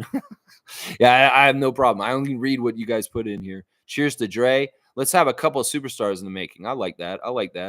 Let's see. Tom has got Immanuel and Scotty on blast with a cup. I like that. G saying, I think Scotty's skill set resembles more a Joker type. Point player, makes people around him better, can score, rebound, assist. There's definitely some Jokic in Scotty. There's definitely is. And Dre's saying more like Giannis. Yeah, I would say this. I've even said this in recent months that I feel like Scotty's a better shooter than Giannis. And that's why he may end up being better than Giannis in the long run. In some ways, there's also stuff up here that's a little bit better with Scotty. Giannis is not the most cerebral player. He's a very raw player that relies on his athleticism and length. In some ways, he's not very cerebral in picking a game apart with matchups and just knowing in instances what to do. That's the difference. Scotty's going to be able to dissect matchups soon. He's learning the personnel in the NBA more and more each year, and he's going to understand who he can kill and which way. And the great thing about Scott is he can go either way, speed or strength, and he can beat anybody. It just depends on which talent to use against that particular person. And the more he gets adjusted to that. Yeah. So I agree with Dre once again that maybe the best comparison out of everybody y'all are saying is Giannis. But I would argue that Scotty's a better shooter than Giannis already, especially from three. Yeah. Mike is saying Quickley gets more than Gary got. Similar experience, better athlete, and has passing. So maybe like 20 million. I mean, once again, how much do we factor consistency in? Because when Immanuel's coming to the court, you're going to get a certain amount of certain things from Immanuel no matter what. And that's part of why, if you're going to spend money on something, you want it to be dependable, right? You're going to get a new vehicle. You want it to be dependable. So in some ways, that's why I would spend more on Quickley, because he's more dependable. We know what we're going to get from him most nights, night in, night out. He may have a dud game, maybe once out of every 7 or 8 games. Meanwhile, you're getting 7 or 6 quality games most of the time where you can count on him for a double-double, if not almost a triple-double. So I would say that. I would say that right there, yeah. Dre saying at Nameless, Anthony Edwards is built like an ox. He's strong as fuck, and he's built. He would be okay. I mean, it'd be an interesting matchup. It'd be very entertaining. And if they did pay-per-view stuff like this, it would be absolutely fun to watch for some people. I don't know. One-on-one's awkward in some ways, but at the same time, it's fascinating, especially if you're just going to put one singular superstar against one singular superstar from the NBA. It'd be a battle. I don't know what would happen in that. I won't just say for sure that Scotty would beat Anthony Edwards. I don't know for sure. I could be a Raptors freak and be a total homer and say, no, he'd beat him for sure. But I don't know. It could be a very interesting game, very fun game to watch. Tom's saying, I like Scotty being compared to Magic. I mean, the comparison is just obviously there. I mean, he's the same size as Magic. He has the same point guard and ball handling skills. Also, this is underrated. People don't talk about enough how good a ball handler Scotty Barnes actually is. He is an amazing ball handler for a man his size. And that's part of the reason why, look, I don't say like some of these other big guys that are his size are good point guards. Scotty could be a good point guard, but we don't necessarily want to run him at point. We will run Immanuel at point, but Scotty may be the ball handler, and he may be the one passing it to Immanuel, and Immanuel shooting. That's why Immanuel with Scotty is such a great combo, because Immanuel can be that classic point guard if you want to. But Scotty, in some ways, we need to develop him more and more as a point guard. And we don't need a point guard on our team that has to be the point guard to be effective. And Immanuel's that point guard. He can do everything on the shooting guard side if we want to slot Scotty as the primary ball handler. So that's really good for the future. It just in case Scotty does really grow in a certain way, and he absolutely becomes our primary ball handler in the future, then Immanuel still fits. And that's a great thing of the GM work that our guys just did this season. In some ways, we swapped out guys that played the same position as Scotty in some ways, OG and Pascal. And we got guys that are very different than Scotty at this point that fit really well with him, and RJ and Immanuel. Yeah, G saying a combo of Giannis and Joker. RJ seems more like an Ant type player. Maybe I could see that comparison. Yeah, there's that bullying kind of dominant offensive player that uses strength and gets to the basket and gets baskets that way. DeMar DeRozan, Anthony Edwards, RJ Barrett. Yeah, I could see that. That comparison makes sense to me, G. Nameless saying brother Scotty is like 4 inches taller than Edwards. You tell me. That doesn't matter. You've got to understand there may be a quickness thing. Some of it may be elevating just with jumping. There's all kinds of different factors that could be in here. I mean, I won't say just blanketly that Scotty would beat Anthony Edwards no matter what. You can't say that for sure, Nameless. You can't. Dre saying Nameless, yeah, but Ant is long, his wingspan, etc. And he works hard. And he's a good NBA player that works hard and is a legit, like he's a throwback. In some ways, Anthony Edwards is one of those guys that has a Mamba mentality or a Jordan kind of way to him. And not everybody's as serious about the NBA as people like RJ Barrett and Anthony Edwards at this point. So never count that out either. The competitor in him is also a factor in this. It doesn't matter how big the guy is. Jordan will go up against 6'9" Karl Malone one-on-one. Who do you think is going to win one-on-one? Karl Malone or Michael Jordan? We don't know. You can't say for sure. Let's see. Dre's also saying, yeah, RJ was supposed to be similar to Ant. Ant has better handles, playmaking abilities, shooting, etc. The one thing I will say Anthony Edwards has on RJ for sure right now is the defense. But RJ's going to go to work this summer and develop that side of the ball for himself. He wants to become known as a two-way player, and I could see RJ being successful in this. In some ways, some of the pressure is off of him in Toronto compared to in New York. In some ways, they were just really needing him to be defensive this and defensive that, and it wasn't the right person. OG is the right person for them in defensive this and defensive that, and RJ just wasn't ready. Well, in some ways, RJ can get better as a defensive player on the Raptors in a more comfortable way where it doesn't need to be expedited because they're so seriously needing it like the Knicks did. So I'm excited about that. I won't give you exactly what you're saying about Ant has better handles and playmaking ability. I don't know if that's exactly true. We've seen RJ do very well passing out of double teams and coming down. And honestly, the way he dribbles through traffic with strength and holding the ball and his footwork, that is top level. So give RJ more credit with his ball handling because I don't see him dribbling the ball off his foot. I don't see him losing the ball with getting stripped. Often when he's going to the basket, he's protecting the ball very well. He's using his wingspan and length to get around a defender's outstretched arm, and he's making layups high off the glass into the backboard. That is all high-level skill stuff. So I won't say that about his playmaking or his handles. And I don't even know about the shooting either, but I will say the defense is better for Anthony, at least right now. Let's see. Monique is saying Gary Trent Jr. didn't say much on Open Gym finale. Is it telling to you, Lex? Yes. I mean, that's something like Chris was barely in it, and that's scary to me. I mean, I am paying attention to what's going on with Gary Trent Jr. and Chris Boucher in Raptors media stuff because those are big question marks about their future for us. So, yeah, that was telling to me, and I noticed it too. Gary was in there, and we did see some Gary, but who knows? Maybe because of his situation this summer, they don't want to commit to him being prominent in the whole scheme of things. Dre saying at G, if RJ gets better and improves, etc., he can be similar to Ant, but Ant is also a better athlete, it seems like also. But RJ has the potential. I hope he reaches it. Yeah. Well, I would say this. Anthony Edwards is an amazing leaper. He has an amazing jump and vertical, and that is maybe where he's a better athlete. But I don't know if that's in some ways, RJ is a very top-level athlete also. But I would say Anthony maybe has the leaping ability over him. But we see RJ get up there and throw it down in traffic on people and taking contact also. RJ's a very strong player. We need to give him credit for that for sure. RJ's got a lot of potential. In fact, he has way more potential than I've realized once Bobby Webster said we want to unlock him on the defensive end. Then I was like, holy crap, that does make RJ into a whole different kind of valuable player if he is a much better defender. Because that's his biggest knock in New York is they were annoyed with his defense there. That was one of the things they really got annoyed with him. They didn't feel like he was consistent on offense. And then he was a defensive liability at times. Well, he's not going to be anymore with us because he's going to work on that side of the ball. And Darko's going to develop him. Watch.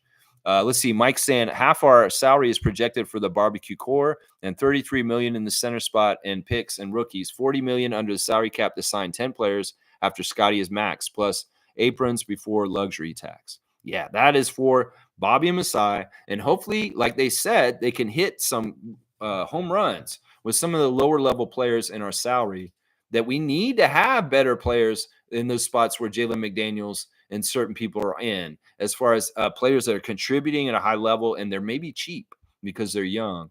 So hopefully the front office will do a good job this summer building out the roster with really good quality there. Now, one of the guys I'd like to see them maybe get on a cheap deal this summer is Jordan Wara.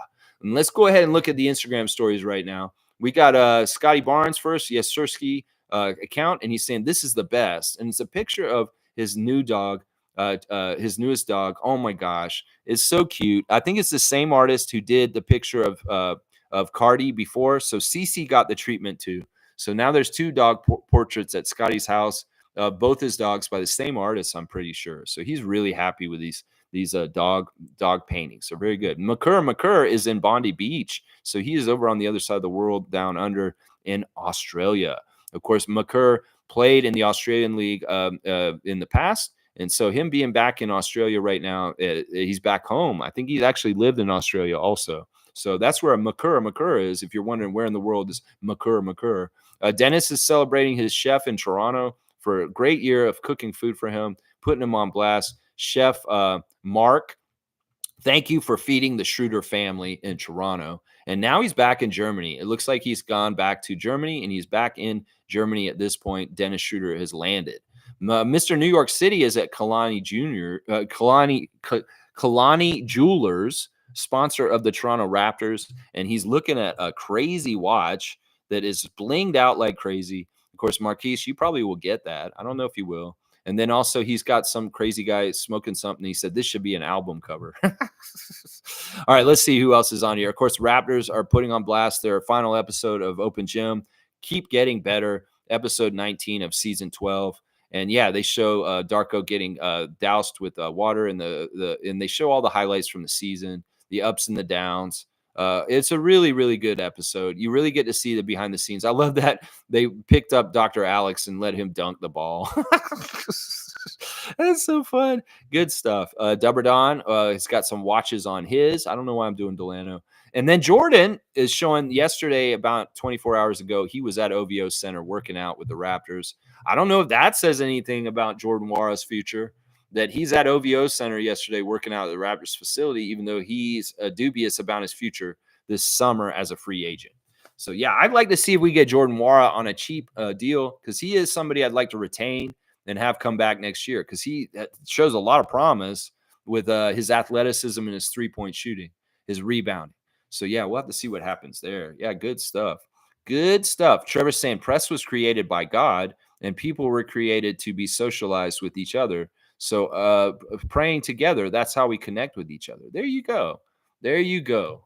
You said press was created by God. Do you mean prayer was created by God? Trevor, you have really weird misspells sometimes. And I don't know exactly if I'm saying this. Are you saying the press was created by God? Like the press? Oh, sometimes the press is the most unholy. Monique saying posted in the Facebook chat in reference to Andrew Nebhart news. All right, let me go see what you're saying, so I can see this, Monique. Thanks for giving me the heads up. I just looked him up on Twitter and I didn't see anything. Let me see what you're saying, Mo. In the news, where is it? Is it really far up? Because I didn't see it. Okay, here. According to ESPN commentators, Andrew Nebhart will be training in training camp with Basketball Canada leading up to the 2024 Olympics. He got an invitation several days ago. Okay, well, all that's saying is he got the same thing that Scotty got, an invitation to work out and be with Team Canada and possibly make the team. That's just a tryout invite. That doesn't mean he's on the team for sure. That just means he's invited to come and be a part of the group that's in consideration. It's very similar to what happened with Scotty and Team USA.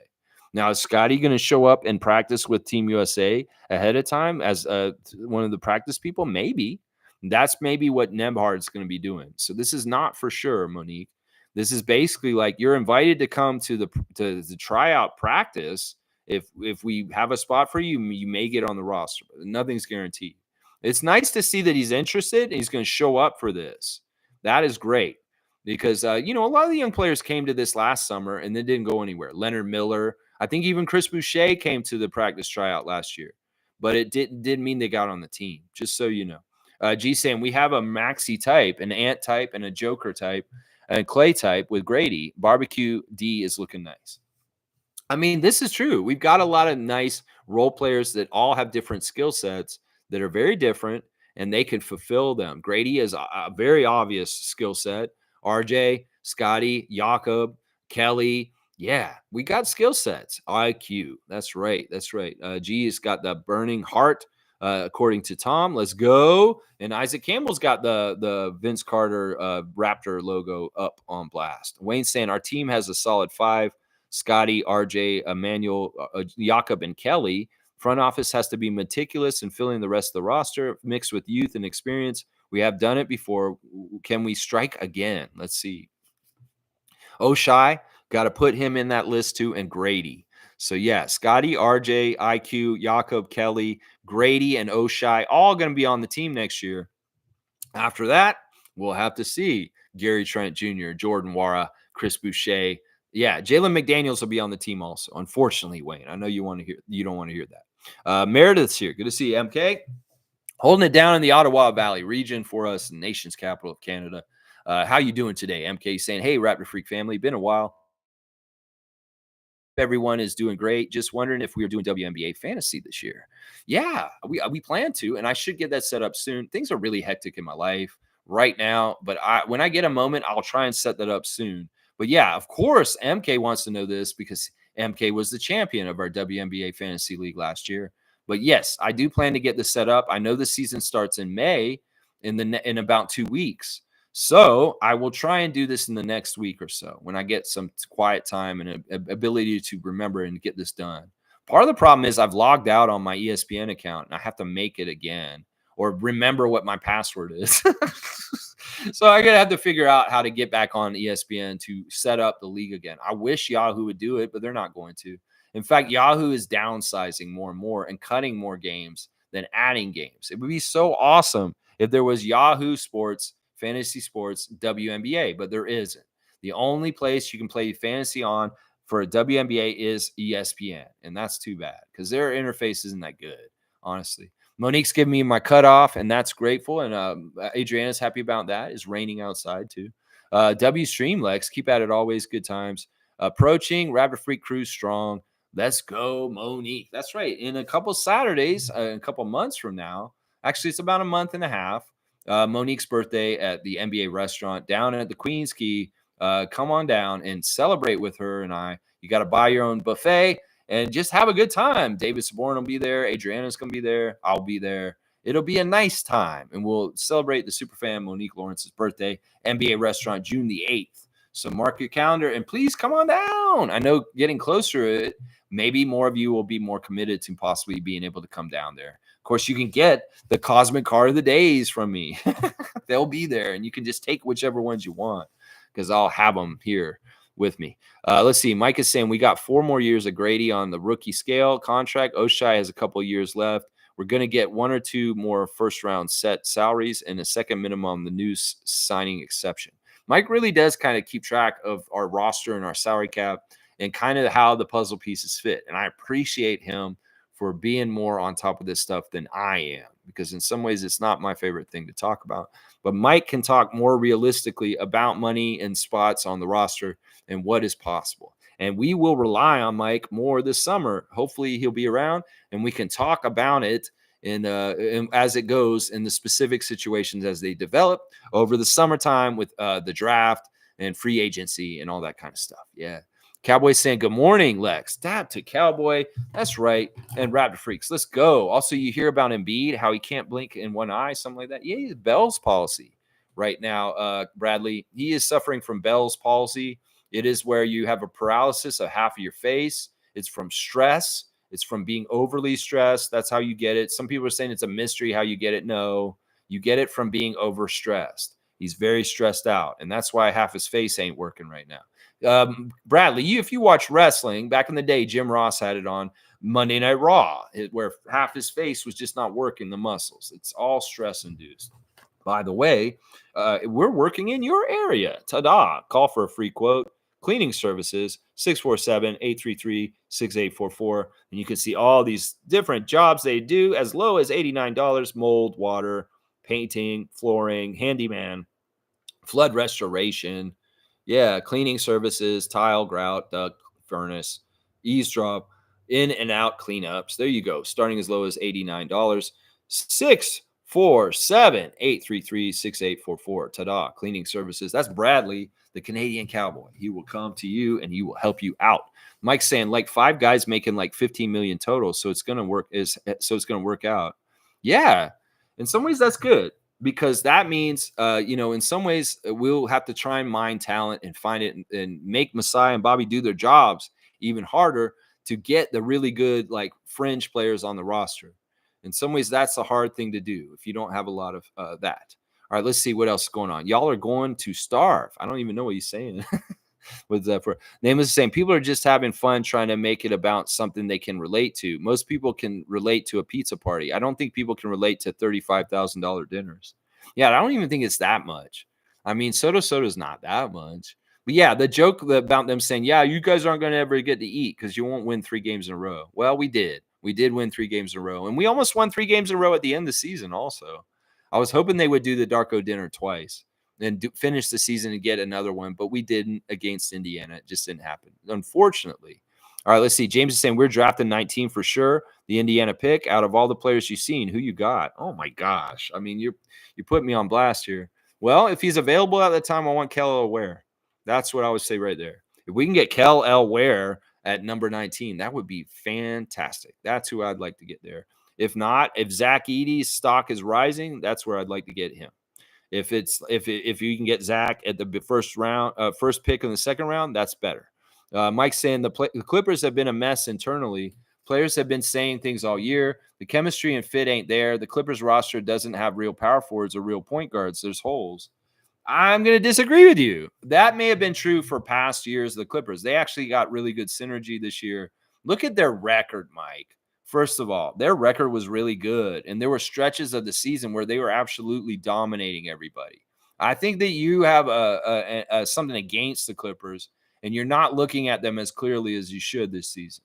They got it out of the mud this season. They finally found a really good success with that core, and it is working better than you think.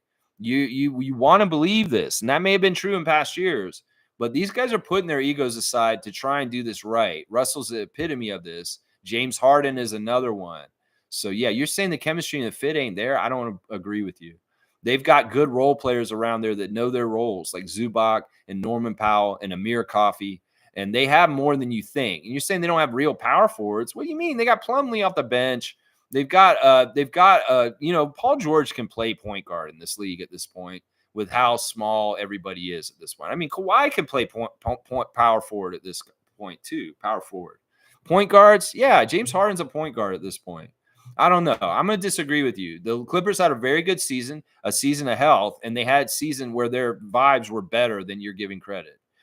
Cool Cat saying Ant-Man is younger and playing on a U.S. team and in playoffs, so U.S. media loves that. Scotty's next season should make another leap to cement his name among Wemby, etc. Yeah, I mean, Wemby is the obvious pick for face of the league going forward because of just who he is and what he could possibly become. Yeah, Scotty should be in the mix. Like if people were asking me, and Darko said he's a face of the league, I agree with that. I think if there's going to be 5 guys in the future, there's going to be a face of the league. Scotty will be one of those 5 guys.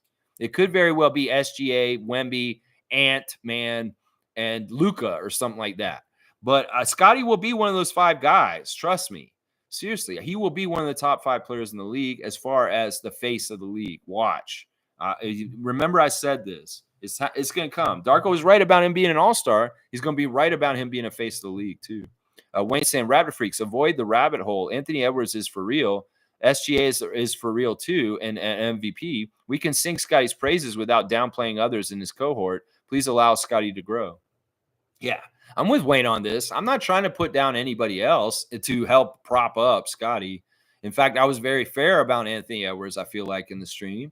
And I haven't really said anything bad about him. So I'm with you on this, Wayne. And you're exactly right.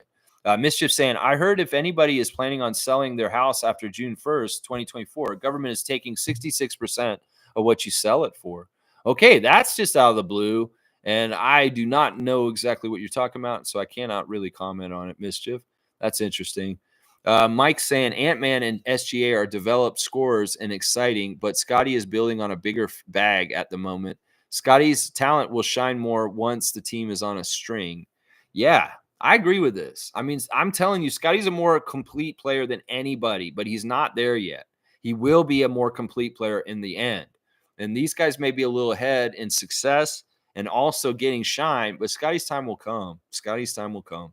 Fiercey has got IQ and Scotty on blast. I like that.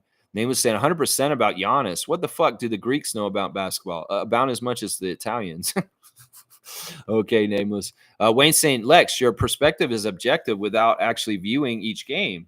The Clippers were beaten by who? Kyrie Irving and Luka? Not just anybody, freaks. Both are top notch and playing top tier basketball. Yeah, and the Mavericks got an upgrade with their defensive additions of Gafford and PJ Washington. So they're playing way better than with Porzingis and the old additions that they had on their team. So, yeah, and we have to take into account just how badass Kyrie Irving is. Kyrie Irving and maybe the most clutch like player to take over games and win games for people in the way that he does it and controls it. And then you add in Luka next to him. Yeah, Wayne's got a very good point right here. I haven't watched the games. I'm only going by box scores and kind of news headlines and stuff like that. And if you don't want to take my opinions for that, that's fine. I understand. In some ways, I am not as informed in some ways. But I'm just going by what I saw this season. And I'm telling you, the Clippers are a better team than you think, Mike. That's all I'm going to say. Nameless is saying, now you want to talk about olive oil or honey? Sure, Giannis is your man. All right, Mike saying, Wayne, the Mavs went Lob City on the Clippers. Their front court is taller and been cutting hard. The Mavs have been defending the rim well, too. Luka has stepped up with his defensive effort. Yeah, that's part of it. With Gafford, he's a real rim protector. And PJ Washington's a lot better defender at that position than what they had before. Lively has a big factor also as a rookie. He's been very, very good for them right away. Wayne saying, F yeah, Lively was unstoppable. They were feeding the kids. Solid point. Yeah, well, in some ways, that's an adjustment the Clippers are going to need to make. And, well, let's see if they have something for that next time when they line up against each other. Will they stop them from doing that in the next game? That's what the playoffs are. It's a game of adjustments. Nameless is saying RJ got that OG strength for real, and that's why he's so tantalizing on that end and got the coaches fawning. Yeah, he doesn't just have me fawning. I mean, he has me fawning too. Like, I think RJ is going to be something really special coming up. Y'all, no more comments because I do want to get done before 2 hours, and that means 11:30. So I've got about 12 minutes left. Let's see. Nameless saying, in fact, I'd be willing to bet RJ has a massive step forward next season on the defensive end. I'm going to bet on that too because they said it, and I believe RJ. I don't believe he's full of shit. I have no reason to believe him as a liar. He seems like a very legit young man, and if he's going to put the effort in and he sees it going towards that way, in some ways he may sacrifice some of his offense next season to be more of a defensive player. That's great. Maybe we'll see some of this in Team Canada in Paris this summer. RJ having a different kind of look to him on defense in certain ways. Could be very interesting because some of the work he's going to do on this will happen at the beginning of this summer right now, and it could very well be that we see some of the preliminary stuff about the changes in RJ's game playing for Team Canada at the Olympics. That could be a very interesting thing to observe. Trevor's saying Jordan with his basketball foundation in Buffalo training camp. That's right. I was very impressed with this. I know yesterday Jordan Wara posting the schedule of his basketball camps for the summer. He has one in Buffalo, and then he has 4 in Africa. And he's doing these 4 in different countries, and they're free for everybody, the African camps. But the one in Buffalo, you have to pay for. And I love that. Jordan Nwora going overseas. And I'll bet you this is another thing that kind of shows that he may be coming back for us next year is that of obviously Masai's going to be doing his stuff over there, Basketball Without Borders and all Giants of Africa and the stuff that he does over on that continent. If Jordan Nwora is going to be over there also doing that stuff, well, it's easy for Masai to talk to Jordan and negotiate a new contract for him this summer. So I think that Jordan loves Toronto being on the Raptors. He went to the Leafs game the other night. He's at the OVO Center yesterday. Yeah, these are signs showing that Jordan Nwora is going to be coming back to the Raptors and maybe on a very likable contract with us as far as the amount. So we'll have to see how that goes. I think that it's coming. Wayne's saying Jordan needs to lean out with muscle and get those reps. Good news. He's doing that. Oshai and Ramsey for sure. A solid third center and probably a sharpshooter to back up Grady. That is a tall order.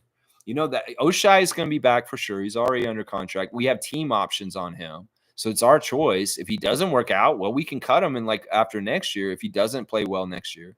But I'm pretty sure he will, and he will continue to be with us on a friendly team option contract. Jamias Ramsey is somebody I really want to circle around and come back to on our team next year. I feel like he's a great backup point guard. He's a very strong defender, and he is definitely somebody we want to get. The third center may be in the draft. That may be one of the draft picks. It could be Ware. It could be Edey. It could be one of these other big guys. They're coming in the draft that Bobby and Masai like. Yeah, a tall order. Well, we can make this fit. We're going to make it figured out. So Mischief, once again, is listing all his top free agents for three-point shooting. Jalen Smith, Obi Toppin, Sam Hauser, Isaiah Joe. And he's got the prices with them also. Yeah, those prices may be the prices right now, but if things are going to change this summer, either way, we'll have to see how it goes, Mischief. You have been recorded for your preferences as far as we need 40% three-point shooting and cheaper than Gary is what you want. I get it. Wayne saying, I use the term solid. Why do you have to mention that name in the conversation? I'm trying to stay positive. Being on the roster now doesn't mean anything. I'm sorry I brought him up. It's only because he is already on the roster for next year on the books. And that's the only reason why I bring him up, because he technically is on our team next year because the contract runs to next year. And I understand that. But who knows? Maybe they waive him. But they didn't waive Malachi last season, so it doesn't look like they will waive him. He's probably going to be on this team. He's going to get one more chance. Yeah, you wanted me to mention the solid guys. Well, I had to mention everybody who's involved.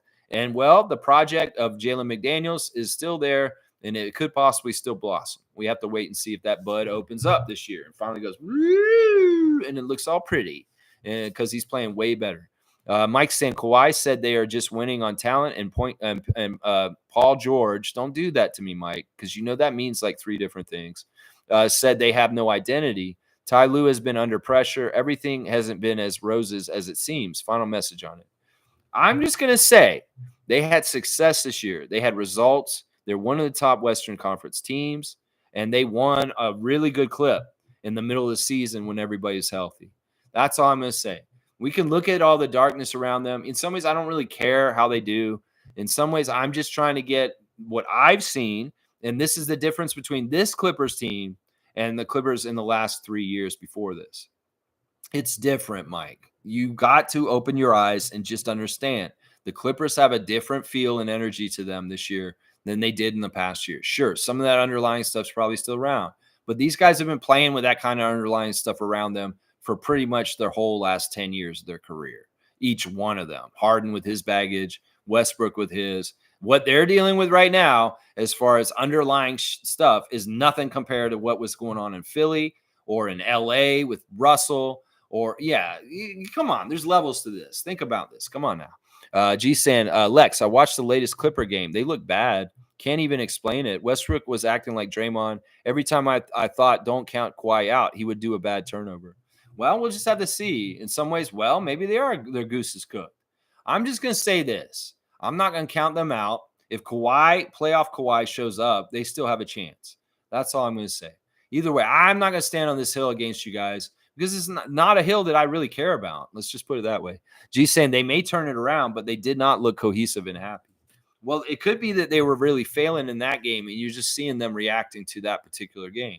We all know new game, new slate. and they could show up in a different perspective and better results, and they could look like a happy, smiley team in the next game because they're absolutely beating the Mavericks. So this is a long series. Then that last game they failed and they got frustrated, and they got upset. Well, it doesn't mean they're going to show up in the next game and the same thing's going to happen. We don't know. In some ways, it has to do with adjustments. If Tyronn Lue does a good job switching things around so it's not Lob City for Lively, then maybe they have more success. Maybe Kawhi shoots better. Maybe Paul George and Russell and James do better also. So who knows? Mischief, thank you for the cutoff. And that's it. That's the end of the chat. So let me go ahead and just do a recap. Once again, guys, we're celebrating Immanuel Quickley. It's a Share the Love Club for Immanuel. Happy birthday to Zendon Hamilton. He played for the Raptors very briefly. He was a bit player. He's turning 49 today. So happy birthday to a very, very seldom used, very, very brief time, Zendon Hamilton. We dig deep here on the Raptor Freak channel, and we're going to cover everybody who played for the Raptors and give them a birthday shout out. So Zendon, happy 49th birthday, my guy. Yeah, there you go. All right, let's see. Emmanuel, thank you for coming to the Raptors this year in a trade and liking our team. And I hope that you resign with us and go forward as a Raptor for the next few years. All right, y'all. Thanks for watching me. Please like, comment, subscribe, and share. And thanks for being here on the Share the Love Club. I have no idea what the Sunday report's going to be tomorrow. In some ways, I'm so busy. I have no time to prepare for this channel like I usually do. And I'm really going to be flying by the seat of my pants probably in the next week because there's so much chaos in my life right now.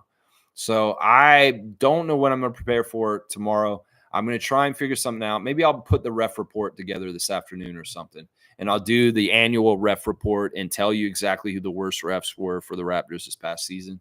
That may be what I do tomorrow. I guess I'll just say I'm going to do that today. So I have some work to do today, this afternoon. All right, Mike, thanks for the Vince Carter Raptor between the legs dunk logo. Very cool, Tom. I love that you added that this morning. That's a really cool one, Tom. I like that one a lot. All right, guys, thanks for watching me. I'll see y'all tomorrow. Raptorize your day, do it the right way, get out there and be happy, be like Emmanuel would be, and be praise Jesus, and just be very grateful in your life. Your blessings will multiply. That's the secret to Immanuel Quickley's success in his life, is that he doesn't see things in negative ways. He sees things through the perspective of Jesus and God, and he knows that there's goodness and greatness in life. And then he celebrates it. He doesn't take it for granted, and it multiplies when you do that. That's a big secret to being happy. There you go. All right, y'all. Thanks for watching me. And please like, comment, subscribe, and share. And I'll be back tomorrow, 9:30 a.m., Sunday morning. Sunday report. Ref report. Annual ref report. Let's go. Let's go, Raptors.